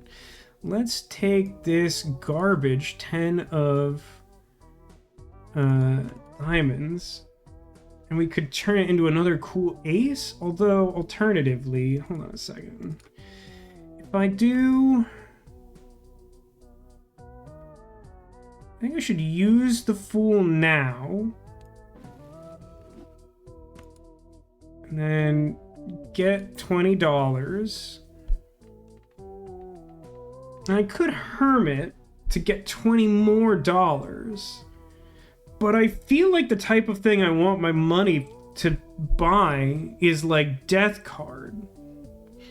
So I think I'm going to turn... Hang on, how does this work? It is make the left card into the right card. So the right card is the one I want, and the left card is bad.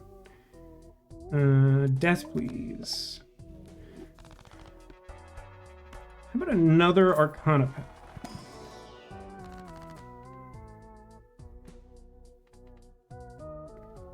Well, I could do another Death card, but by using it here, it goes into my pocket, so I wouldn't be able to, like, turn this bad queen into a cool ace right away. But I think that's fine. In fact, it gives me some cool flexibility for later, for, like, cool aces. Rerolls are cheaper. Let's do one of those. These, wow, really wants me to take that one Joker. These are not helpful. So 5 roll.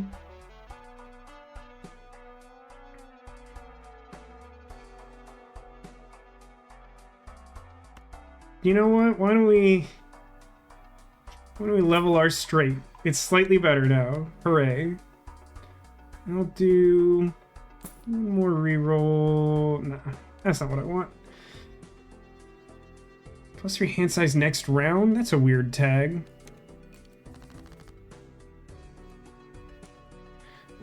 Hey, a cool ace. Do I have, like, some garbage? Yeah, I got a jack I don't want. So first, let's turn the left jack into the right cool ace.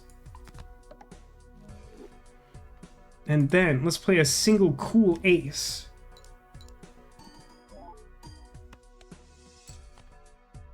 And it's worth many dollars. I'm gonna play, like, a pair of 2s and a random 7.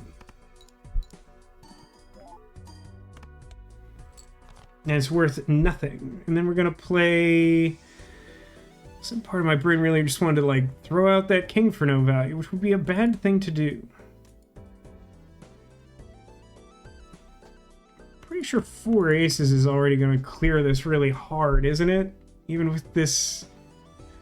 A hologram ults at 5? That's pretty good. I don't feel like I usually see it get that high. It's very good friends with DNA. 75. That's gross. That's gross. It's gonna do so much. I definitely would rather play some hot garbage. Let's, like, get rid of this king. Oh, good. Okay. I'm just gonna, like, play individual cards until it's time to play 5 aces with a gold 9. They're even odd. Look at that. Look at this single 3.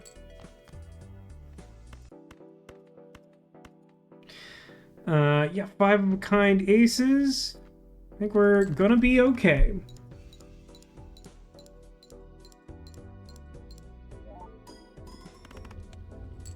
That's many points.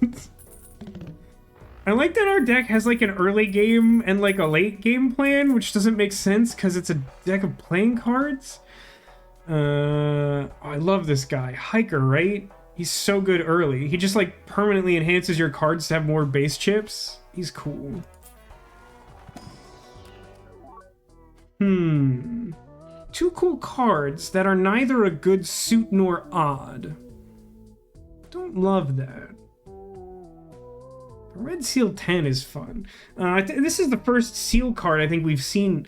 Basically, it's like literally something that's stuck on the front of your card, and it gives it a special effect. The red seal is very interesting. It lets you re-trigger the card. So that means that, let's say, for example, that this was like a 9 instead of a 10, so it's an odd number. So, like, when we're scoring the card individually, it would get, like, a bonus because it's odd. But then it would trigger again. So it'd be, like, 9 chips, and then, like, bonus chips from this, etc., etc. And then you'd score it again and do all of those cool things again. So, like, Red Seal can go crazy. You can even have, like, Red Seal on, like, a steel card. One of those ones that, like, triggers from your hand and get, like, double the effect.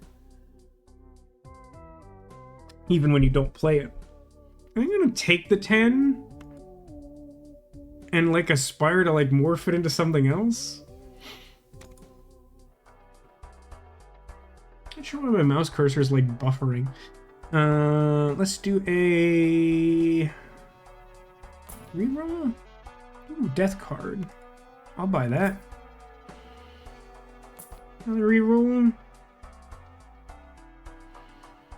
I'm just gonna buy this Celestial pack and move on. Do I want good Pluto? I don't think I want good Pluto. I think I want like good Flush, because I will tend to play those late. Next round. Holographic tag. Next base edition Shop Joker is free and holographic. That's fun, but we're good. So over here, none cool aces in this hand, very disappointing. Discard junk. Still no cool aces. Got like a whole full house. No cool ace. I think I might just duplicate the 9 here. It's not super exciting, but look at all those cool aces in my deck. What a cool deck I have. I have 17 aces in my deck and like 3 in my hand. 2 in my hand. That's almost 20 aces. That's like 2 tens of aces.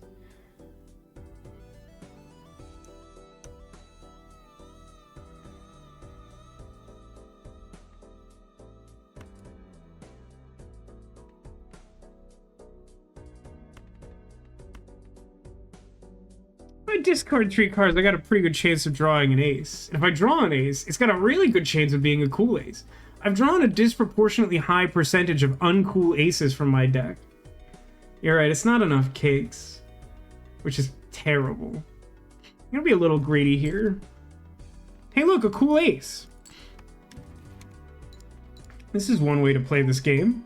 There are many. This one is very linear. I'll play 3 of a kind and a random 3. The next time I get a face card, I'm going to turn it into a cool ace, thanks to death.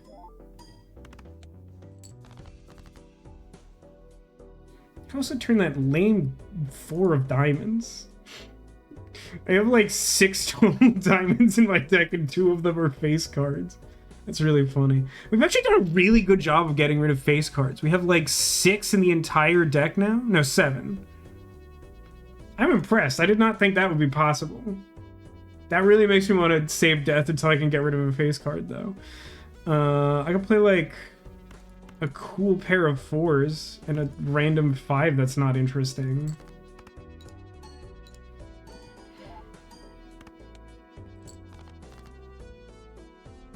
That's a lot of aces. You'll play high card individual 8.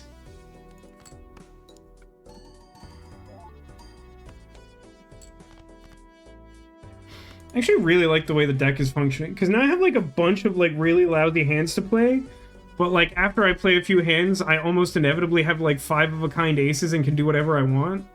Like, it synergizes in an unexpected way. I'm gonna discard and try to find a face card to get rid of. Boy, oh boy. Yes, do this. Hey, a face card to get rid of.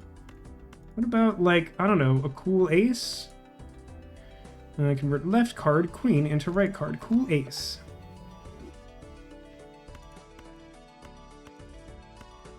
This is gonna be a good hand. Oh, I didn't move hologram to the right spot, but I think we're fine. It's like big. Yeah, we're fine. That hand like clears the round by itself.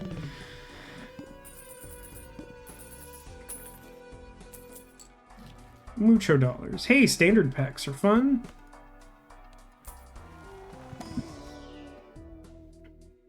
This one isn't. This is not a fun pack. It's a lame 6 and 2 face cards I don't want. Luckily, you do not have to take cards even after you bought a booster pack. I don't know, man. The Red Seal 10 I took was really ambitious. I think I'd rather have this kind of cool 3. Guess I'll take Chariot. Ooh, Hanged Man. Actually, Hanged Man's not super important. We're about to go up against, like, the final boss, basically. It'd be fun to get rid of all the face cards, but I don't think it's really worth the extra effort.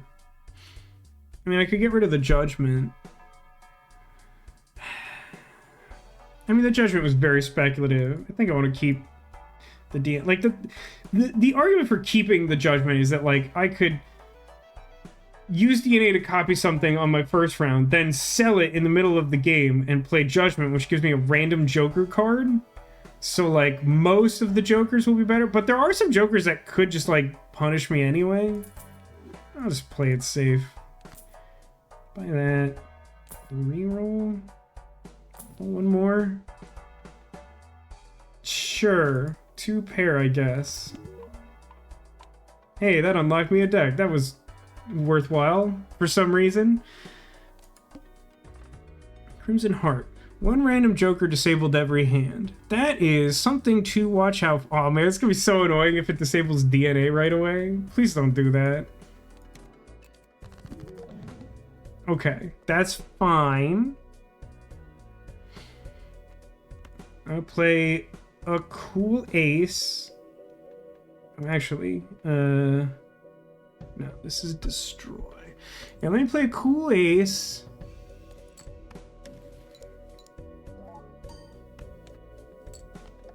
Fine. Okay, DNA is disabled now. Now it doesn't matter because it wouldn't do anything this turn anyway. Let me do like a pair of kind of interesting 8s and a jack that doesn't score. I don't know. I kind of want to fish for face cards to clear them, but I should endeavor to like win. It'd be really embarrassing not to win at this point.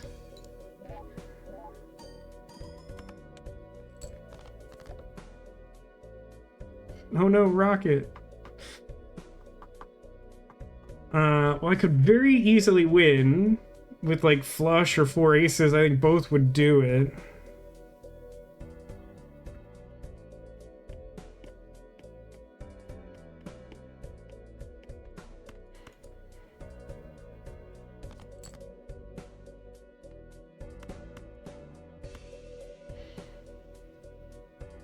I'm gonna play this pair of 9s. Maybe I can find another face card to ditch with this queen forever.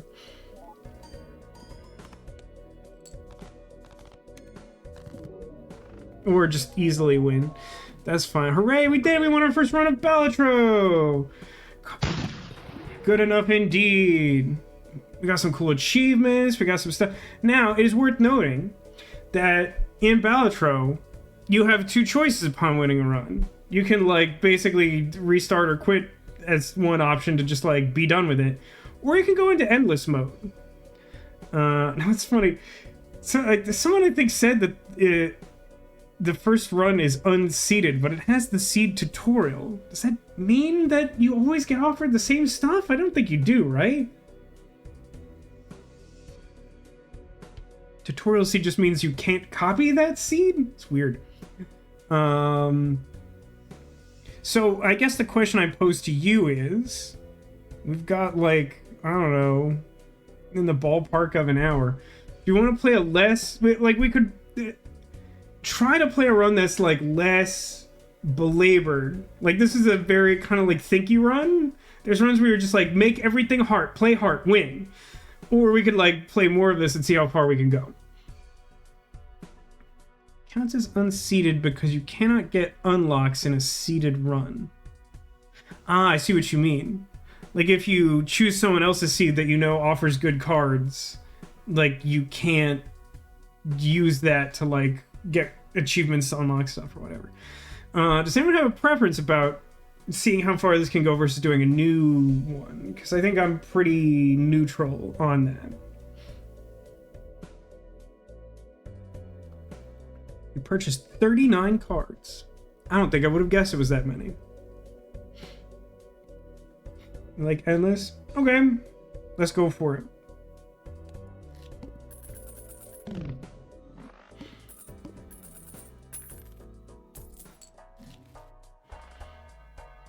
Okay. So, when you start and run normally, you can generate any of the normal cards from our solar system. So you can get Venus, Mercury, Pluto, Earth, etc., etc. There are a few that you can unlock by playing specific hand types. Planet X is a planet card that increases the score value of 5 of a kind, which only, to my knowledge, appears in your pool after you've already played 5 of the same card, which can't normally happen by default with most decks. Ooh, extra card slot available in the shop? That sounds like pretty good. That means, yeah, like another one shows up here. Probably want to do Planet X at this point. Because that's my, like, finishing move. It's my win condition. And then, I'll do an Arcana. Sailor X banned in most countries in the name of decency. Yeah, it really do be like that. Creates the last tarot or planet card used during this turn. Random planets, random tarots. So we should probably... I don't know, chariot like the 7 of the hearts, I guess? Steal cards. Do boo doo doo doo doo doo. You're so tired you must sleep, but you've been interested in this. Scroll behind beloved car list. Well, thank you for staking your guess, Neko. I hope you get some good sleep, and I'm glad that you've been enjoying Balatro so far. I don't know how much of this we will play, but I think we'll do like at least a few weeks and see where people's interest lies.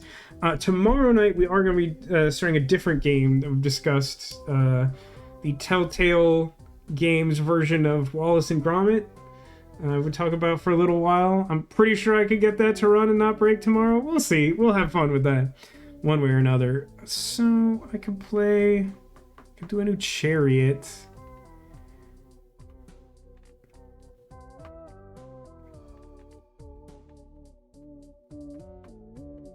Yeah, these aren't like particularly good.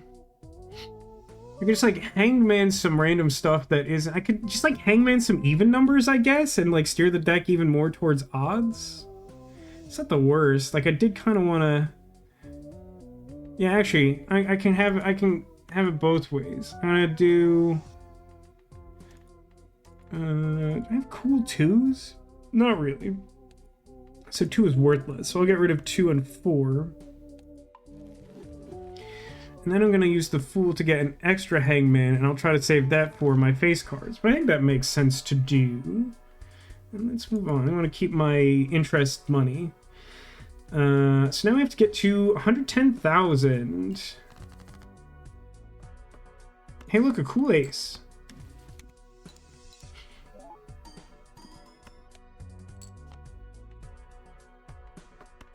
Like...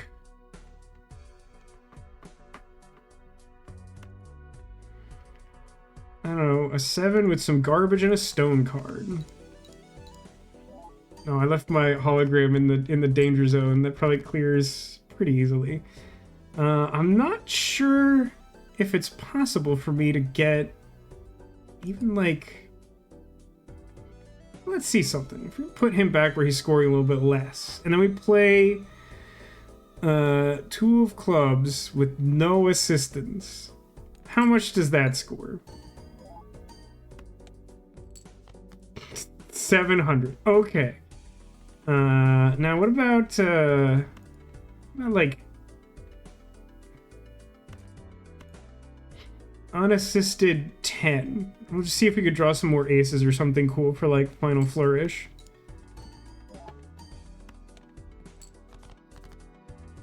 Does make a big difference, huh? Play a stone card. So much scoring. So much scoring.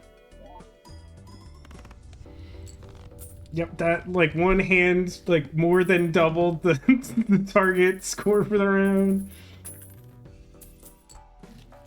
We have, like, a really interesting high variance kind of thing going. Let's play a tarot card. Well, you could turn this king into a cool ace, or you get $20, or we could Wheel of Fortune, everyone's favorite do-nothing Arcana card. It has a 25% chance to make one of your jokers foil, holographic, or polychrome, which are listed there. Either automatically give 50 chips plus 10 mult, or a multiplier of 1.5 times your mult score. But the meme is that, like, no matter how many times you play this, it just nopes and you get nothing. Even though statistically that's more likely, people just act like there's just, it never happens. Hey, Yos, welcome to the stream. We're playing Balatro. We beat our first run, and now we're in endless mode, seeing how far we can get with what we've created.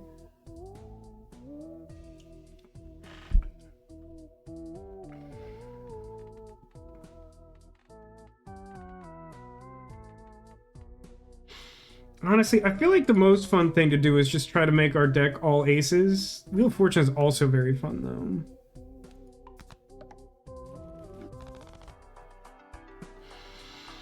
Celestial Pack I'm not super concerned with. Let me do one reroll. Could probably do another one. Let me buy Earth, I guess. Unlikely to matter. Yeah, next round. 165,000. Many thousand. Hey, look, a cool ace.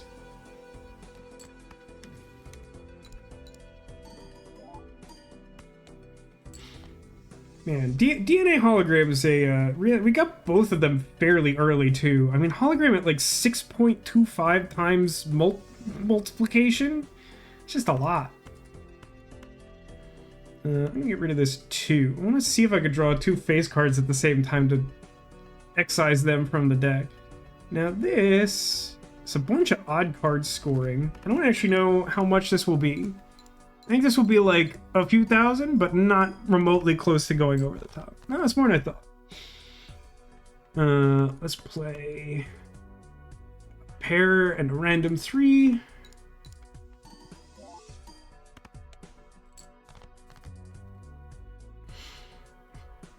Let's play 8 and 6.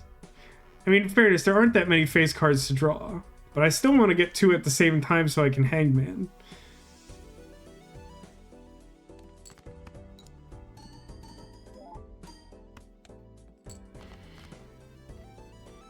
Now you might be saying to yourself, oh no, Vasco, you're like nowhere near the score total. You're trying to hit 165,000 and you're at like 40,000.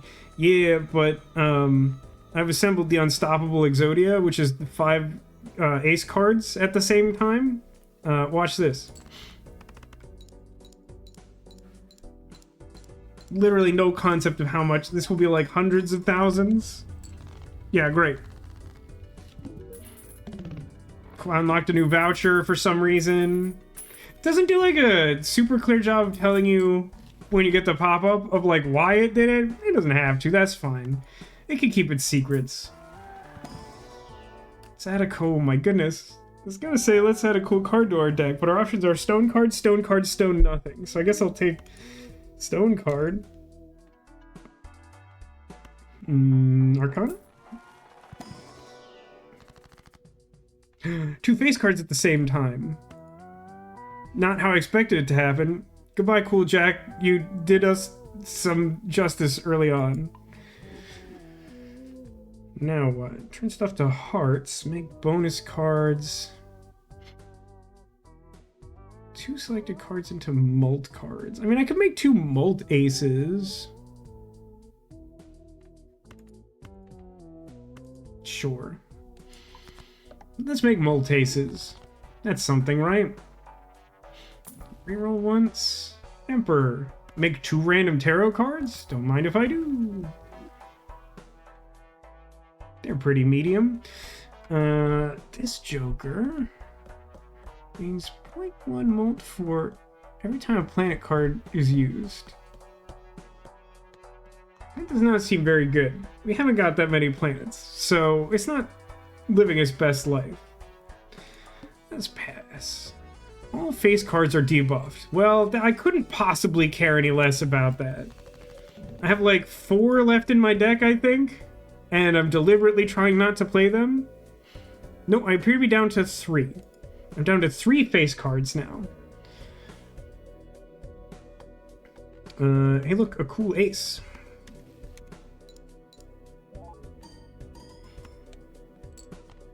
Yeah, it's like pretty good. You go over here. Sure. Some random junk. I guess I want like unmodified aces to be mult, and I'll just play the devil in the last round, I guess.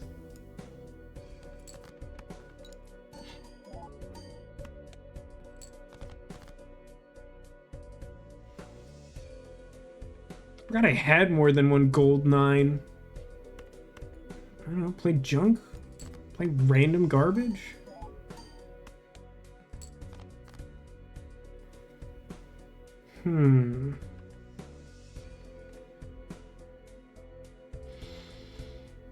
Oh, I should make this 10 into a gold card, because it will trigger twice and give me more money. That's fun. Kind of can't, like, do anything else. Like, I have a bunch of discards, but, like, I kind of just want most of the junk in my hand. Like...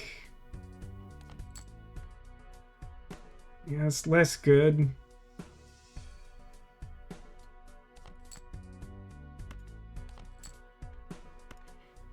Is it efficient? No. Do I care? No. I'll play a single 8.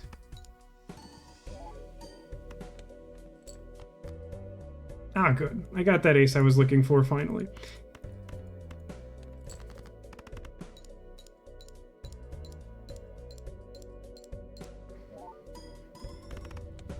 It's a really strange deck. It, like, sandbags really hard.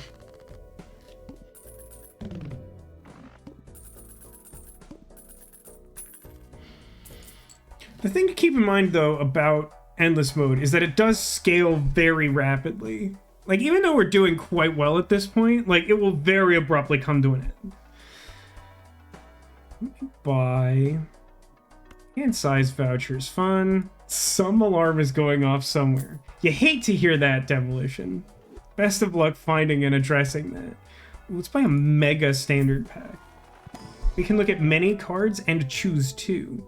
Unfortunately, they're all dog water. Actually, the red seal stone card's pretty funny. I'll take that. And I might as well take this interesting 3, but these 10s aren't doing it for me. And let's buy one of these. This is creates the plan out of your final played poker hand if held in hand.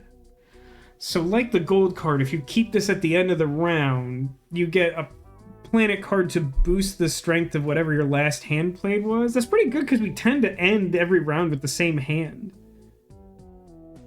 It's probably worth it. It's also odd. Like, worst case scenario if we're just playing a pair or something. And of course, it's making hologram just absurd. Just like preposterous. Don't level flush. I don't play flush super often. No. One more time. Ooh, Planet X is good though. And I don't know, do I want a Saturn? Straight? No, I'm not playing straight. Like, I might as well, but I'm also not gonna do it, and you can't make me do it. After play or discard, always draw 3 cards. That's a little tricky, but not a huge problem. The 1.1 million score is a little bit more troubling. So, like, even starting with probably at least the big blind, we'll have to, like, start taking all our hands more seriously. Hey, look, a cool ace.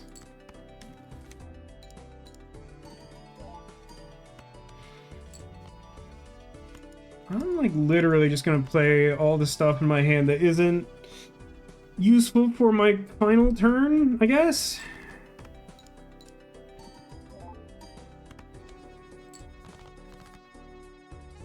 Okay. How about, like, three of a kind ace? How much is that in this position?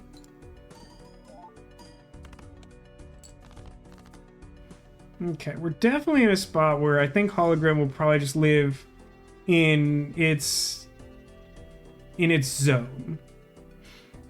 I'm gonna play another 3 of a kind aces with hologram in a better position. See how much better that does.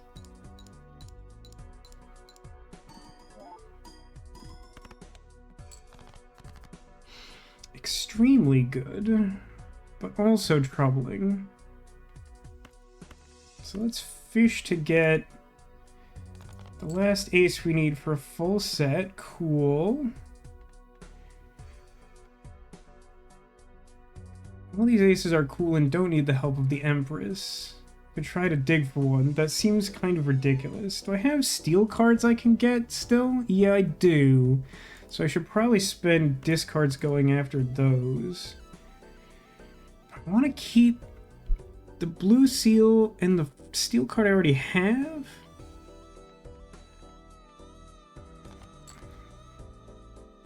I don't really want to risk not having 5 aces in hand. So I think I'm just discarding a couple for, like, marginal improvements.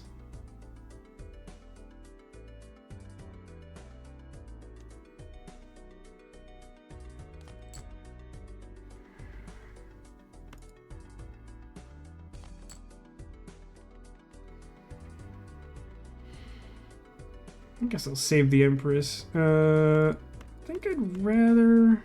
Yeah, I mean, I'd rather hold the steel ace. That was part of why I was doing that digging, huh? So this is as good as I can do. I think this will clear easily, but from now on, I think we can't dump so many hands, I think. That was actually really grotesque. And we're going to keep making Planet X better any round we can get that cool 3 at the end. That's nice. Use this right away. Yeah, keep making that, like, 5 of a kind good. Polychrome Joker adds double the rank of the lowest ranked card held in hand to mult. That's kind of interesting because we have so many aces. But it's only adding it, right? Be like adding 22 mult? That's not that good. Ride the Bus is giving us 106 mult. Hologram is giving us times 7.75 mult. We may not need Rocket much longer, which is something to keep in mind if we, like, see something cool, like a Joker that's useful. I think Celestial Packs are worth buying now that we have, like, a sense of what hand we want. But let me see if I can get a cool card to add to my deck. No, I kind of hate all of these. How about Celestial Pack? Not particularly good. I think it's worth leveling Pluto, though. it will at least make the first DNA hand better. We're pitching one card to copy to DNA. Buy and use 4 of a kind? That's something that could, like, feasibly help at some point. Reroll. God, so badly wants us to have this guy. I'm just gonna buy Mercury and move on. We have only whatever jokers are unlocked by default at the start of the game. So I think we have like a fairly small pool right now. And I don't know how many of the ones we don't have are like going to improve what we're already doing. So we have to get up to 840,000. A cool ace.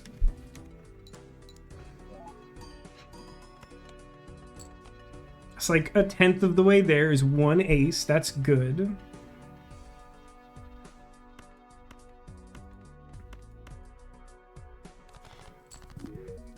The deck is increasingly... Oh, we got an achievement for having 80 or more cards in our deck. That's good. It's a lot of cards. Increasingly, our strategy seems to be just play aces.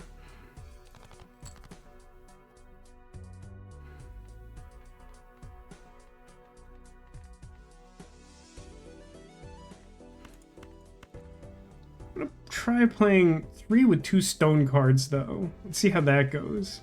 It's an odd, so it should get some bonus, but like it'll get like a bunch of chips.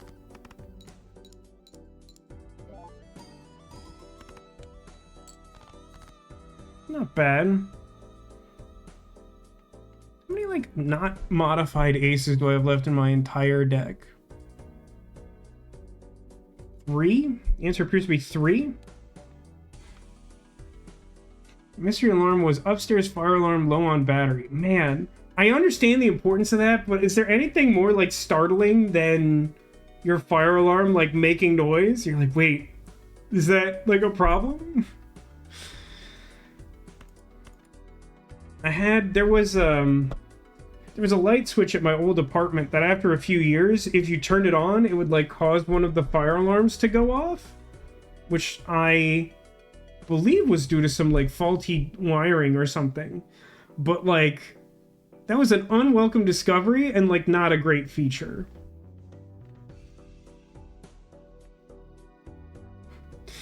Since the alarms were spaced like 2 minutes apart, you'd have to listen, try to find it, wait for it to go off again, and see if it was where you were. Yeah, it's not ideal. It's like mult bonus. It's not really doing much for me, huh? Neither are these cards. Neither are these cards. Although, let me just like...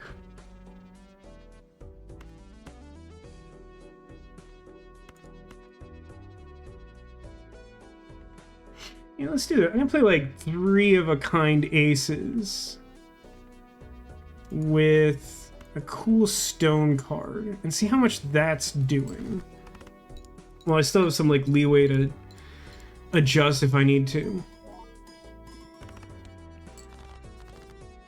That's looking fine.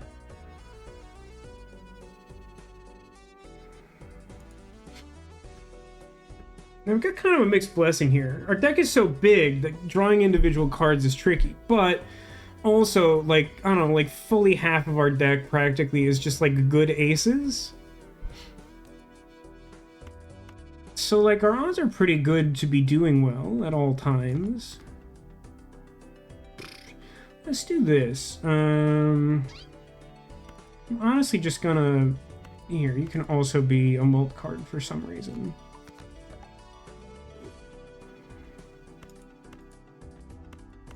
I'm gonna play like...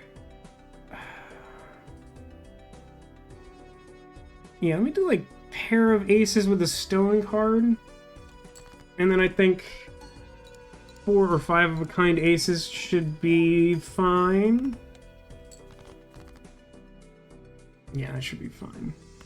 Let's see if I can get that cool 3, which I'm sure I can't get. I did not.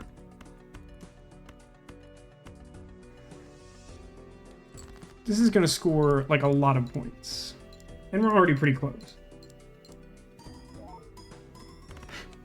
The light switch was a fire truck summoner switch. Yeah, I mean, if you leave it on long enough, for sure. Okay, so we got 1.4 million points out of that, which I think is enough to clear. Let's buy and not use this guy. Empress is not super exciting. We can finally get a spectral pack. We haven't gotten one this entire run. First, let's open a jumbo standard pack. It's a polychrome 3 of spades, or I could have a cool ace. You know what I'm doing.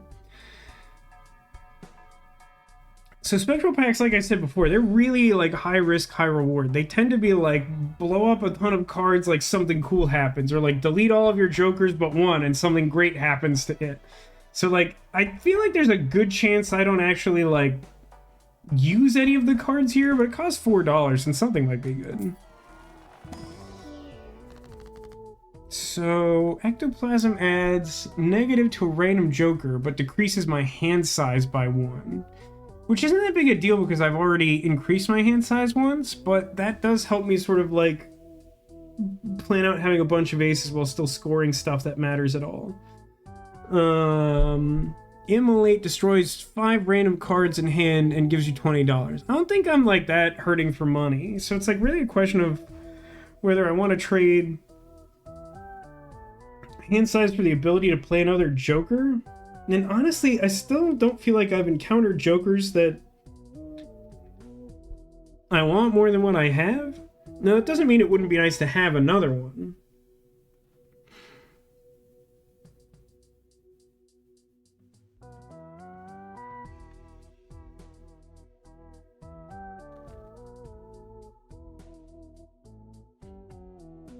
I think I like my odds better if I keep the hand size. I know it's not that exciting. Guess I could have gotten the banana.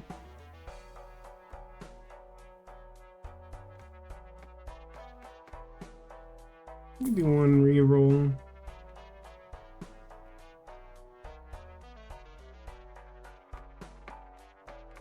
Having the Fool and High Priestess in hand is not a good combination. Do I want Saturn? No, I don't. I'd rather have Mars. Next round. Alright, the Serpent. So, we have to be careful because you always draw 3. Even if you discard like 5 cards, you only draw 3.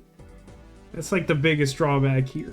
I think we'll probably be fine, but I think we're going to immediately have problems following this round. Hey, a cool ace.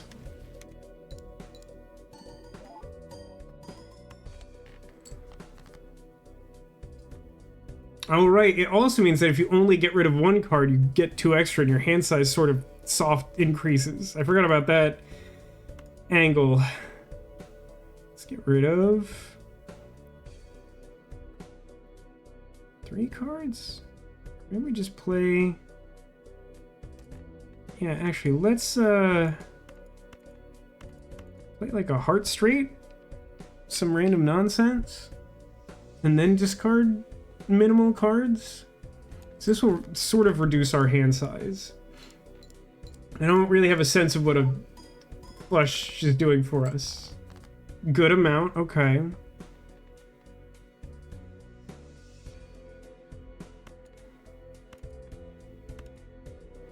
Discard tree draw.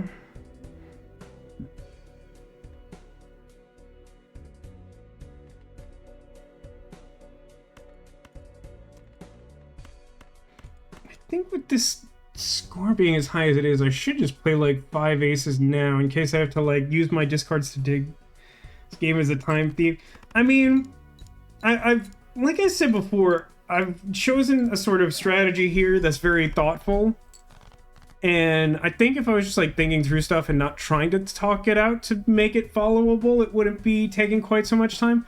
But it's certainly a time thief in the sense that people tend to get like highly addicted to this game and spend a lot of time playing it. I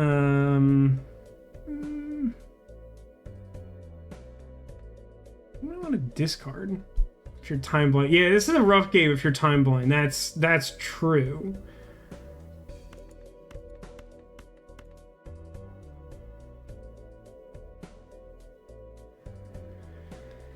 I think this is worth it. I mean, I don't love spending the gold cards, but I think this is just like the safest way to not immediately lose.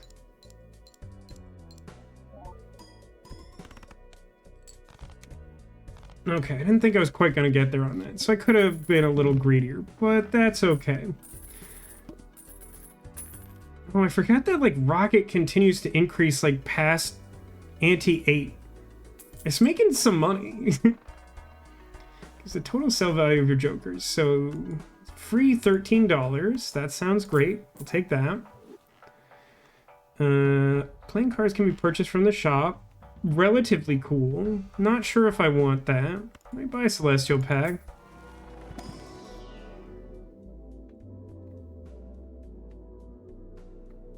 Don't mind having Flush 5 leveled up.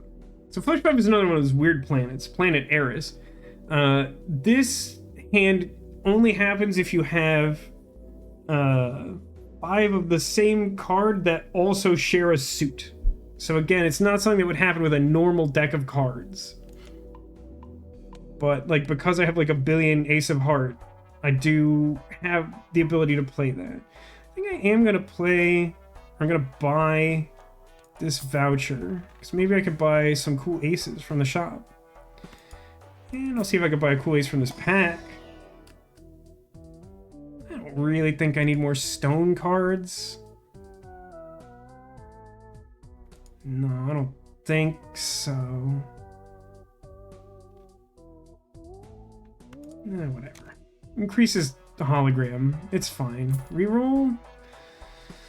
Can't really buy any jokers. I'm not looking to sell anything yet. Oh, man. I forget the name of it. The vampire one removes, like, enhancements from your cards. So, like, if you have a deck that's loaded with enhancements, but then, like, play this guy, he, like, removes the enhancements, but then gives, like, a big multiplier bonus, like Hologram's doing for us. I'll do one more reroll. Yeah, I'll buy another Eris.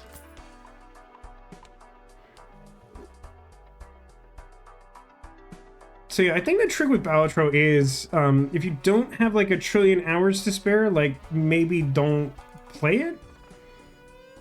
So here's the rub. Now we have to score 7.2 million. That sounds really hard. Oh god, the water? Start with 0 discards? I would re-roll that if we made it to there, which we won't, I don't think. Hey look, a cool ace.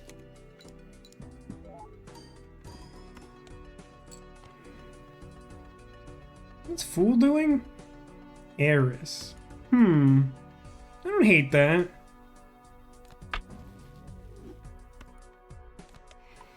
Let's see if we can get a flush 5 here to make our lives a little bit easier. But for now, I'm gonna ditch all these cards that aren't cool. Well, it's close to a flush 5. How about like 2 pair? How about like random 2 pair? I don't think that'll be terrible.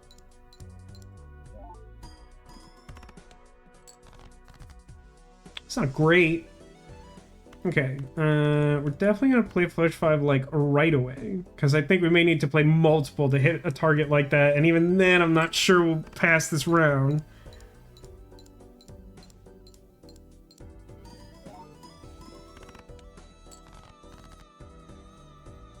Yeah, that bodes very poorly.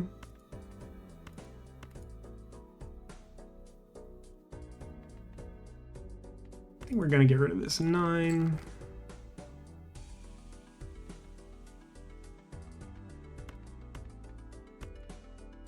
Get rid of these things that aren't aces or otherwise contributing to score.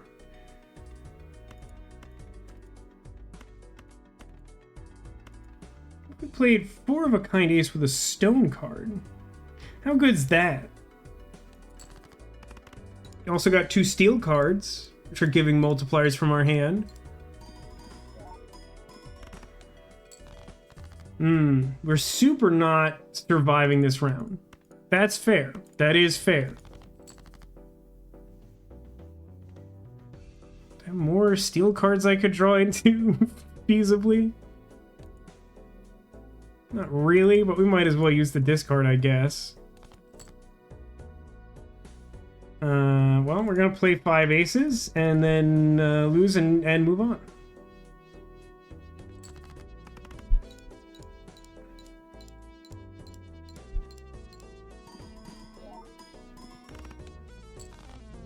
So as you can see, we didn't get very close there. We're like a little over a fourth of the way there.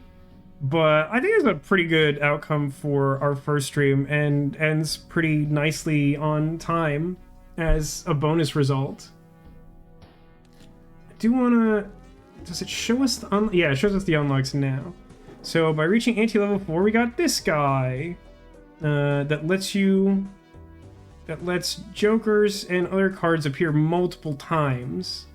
And it mainly applies to jokers because normally if you have a joker, it won't show up again. But this is a joker that lets that happen. I think with the other cards, it's like you could open one pack and have like multiple copies of the same planet. It's not as important as the jokers, but it does something. And like the blue deck, which just gives you an extra hand every round. That's nice. Just a bonus. In one hand, earn at least 10,000 chips. We get the... I forget what this one is called. Joker or something. It doubles all listed probabilities, so if something has a 1 in 3 chance to happen, it instead has a 2 in 3 chance to happen. By enhancing 16 cards in our deck, we get driver's license. This one gives ×3 mults if you have at least 16 enhanced cards in your deck. So it's either on or off. It's not like hologram where the mult gets better over time, but if you get 16 enhanced cards in your deck, all of a sudden, you're good. At least one more by reaching anti-level 8.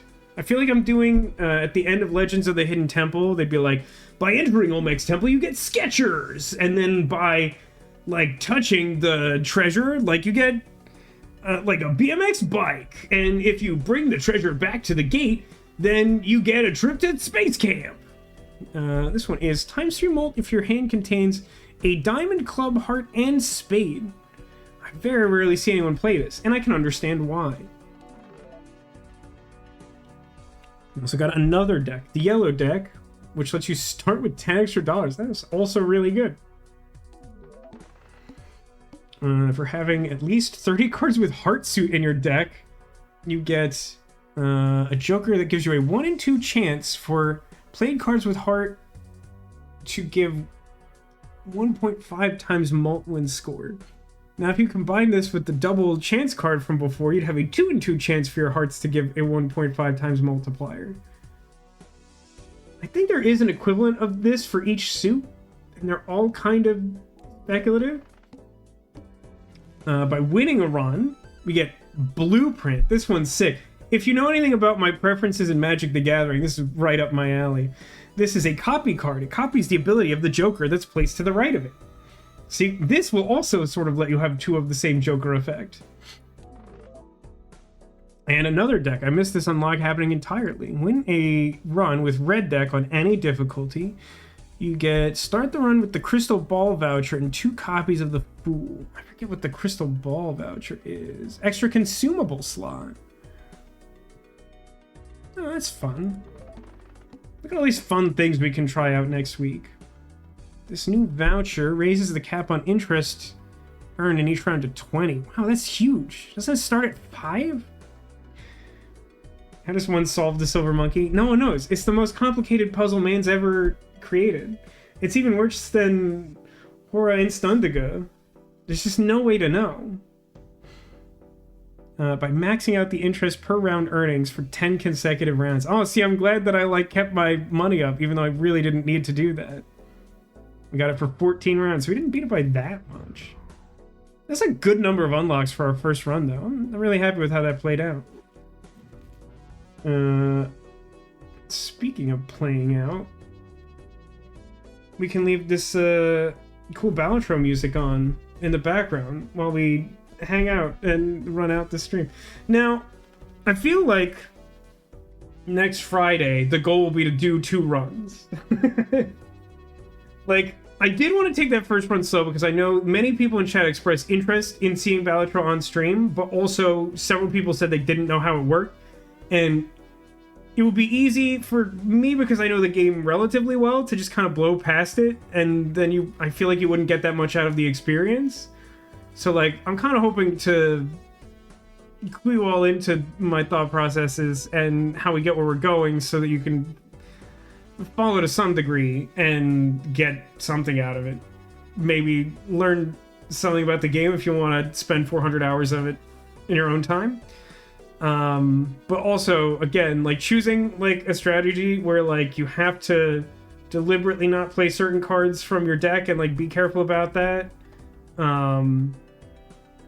And you know, things like trying to like fish for a specific card to play as my first hand every round. Like, there were multiple things that like took enough consideration that they took extra time. A normal Balatro run is not necessarily that long. I feel like, especially if you increase the animation speed rate, it can be anywhere like from 30 minutes to like 50 minutes for like a full run to anti-8 at least. And then I don't know, if you go into endless, it can, well, it's called endless for a reason. Yeah, back in college, my mom found some place to get like replica Legends of the Hidden Temple t-shirts, and I had one for the Green Monkeys for a long time, but I eventually just sort of wore it out. So at some point I had to throw it out, but that was fun. I enjoyed having that. For 1 year for like Halloween in college, I like dressed up as contestant from Legends of the Hidden Temple by wearing like some khaki cargo shorts and that shirt. I didn't get the mouth guard or clunky yellow helmet, but I feel like the point was made.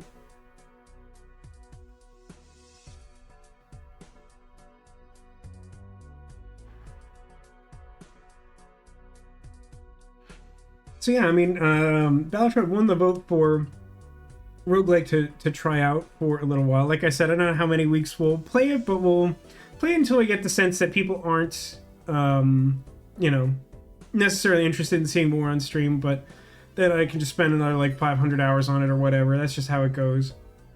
As I mentioned earlier, tomorrow we'll be playing Telltale Games' Wallace and Gromit, circa mid-2000s or something. Never played it. Relatively big fan of Wallace and Gromit, and I like Telltale Games. I don't know basically anything about the story of those games or what their quality is like compared to some of the other Telltale games I do know. So I'm interested to see that, and hopefully it doesn't break anything when I try to stream it tomorrow. Justin says, I remember asking myself as a kid, what are they gonna do with just half of the Temple Guard rock? The Pendants of Life. Yeah, I mean, there is technically, I don't think all of the seasons of the show had this rule, but like they would hide like half a pendant in the temple that you could feasibly find, but I feel like that happened like twice ever. Cause like it was hidden and like you were on a clock already. You weren't gonna be like looking for that half pendant if you didn't have any clue about it. Like you'd be better spent trying to just like blitz your way to whatever the object was, because you get that sick BMX bike or whatever just for finding it, even if you didn't get all the way out in time. That was a good structure for the prize system on that game. I mean, Legends of the Hidden Temple is an all-timer.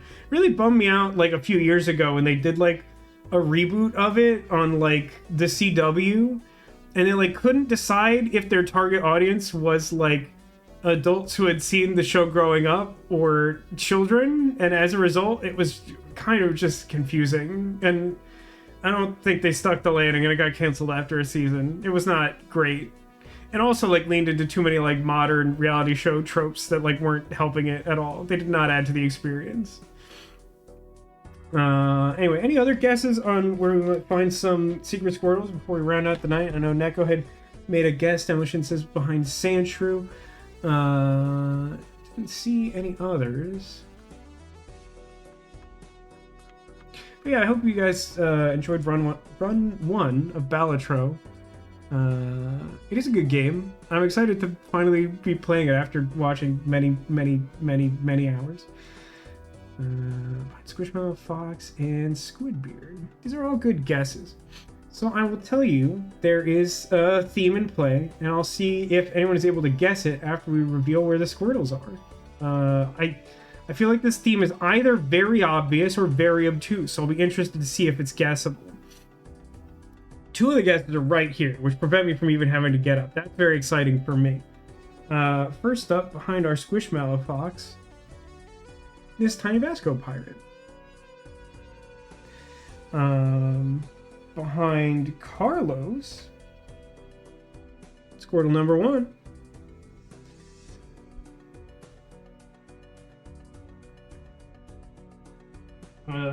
Sandshrew. Sandshrews a little tricky. I kind of put him on here last minute.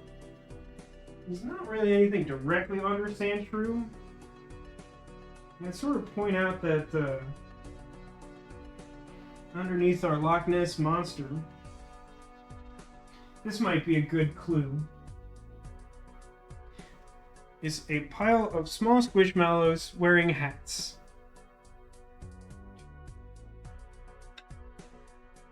Does that mean something? I'll leave that up to you. The other guess we had was for Squidbeard. And Squidbeard, in fact, does conceal a secret Squirtle.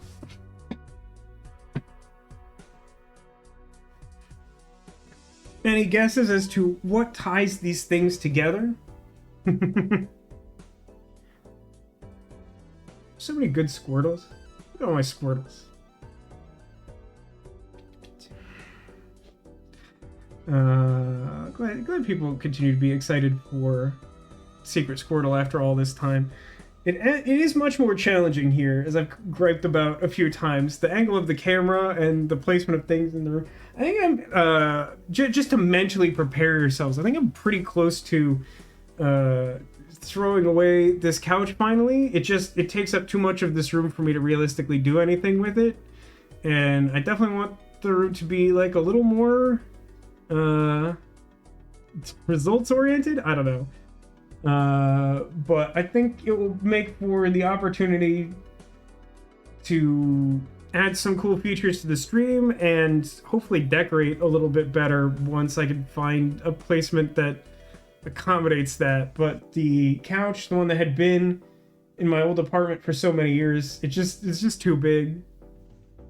Originally I was going to use it as like my guest bed, but then I got a hand-me-down bed from my parents who upgraded one of their mattresses for my sister's bedroom at their house. So now I have like a nice, rarely used guest mattress from their old house, and this big couch taking up like a huge portion of this room, like a shocking portion of this room.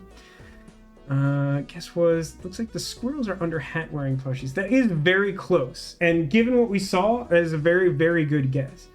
But the actual thing was that anyone wearing clothes had a Squirtle, which includes literally everyone on the shelf, which is funny to me because of how few guesses. Literally no one guessed anything on the shelf, and everything here has a Squirtle behind it.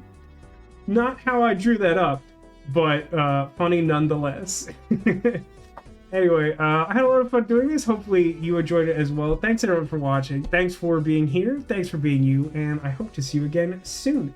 Whether that's tomorrow for a classic Telltale game I've never played before, or next Friday for some additional Balatro, which will hopefully be a little quicker paced and something a little different. In the meantime, take care of yourself. And remember that you are clawsome.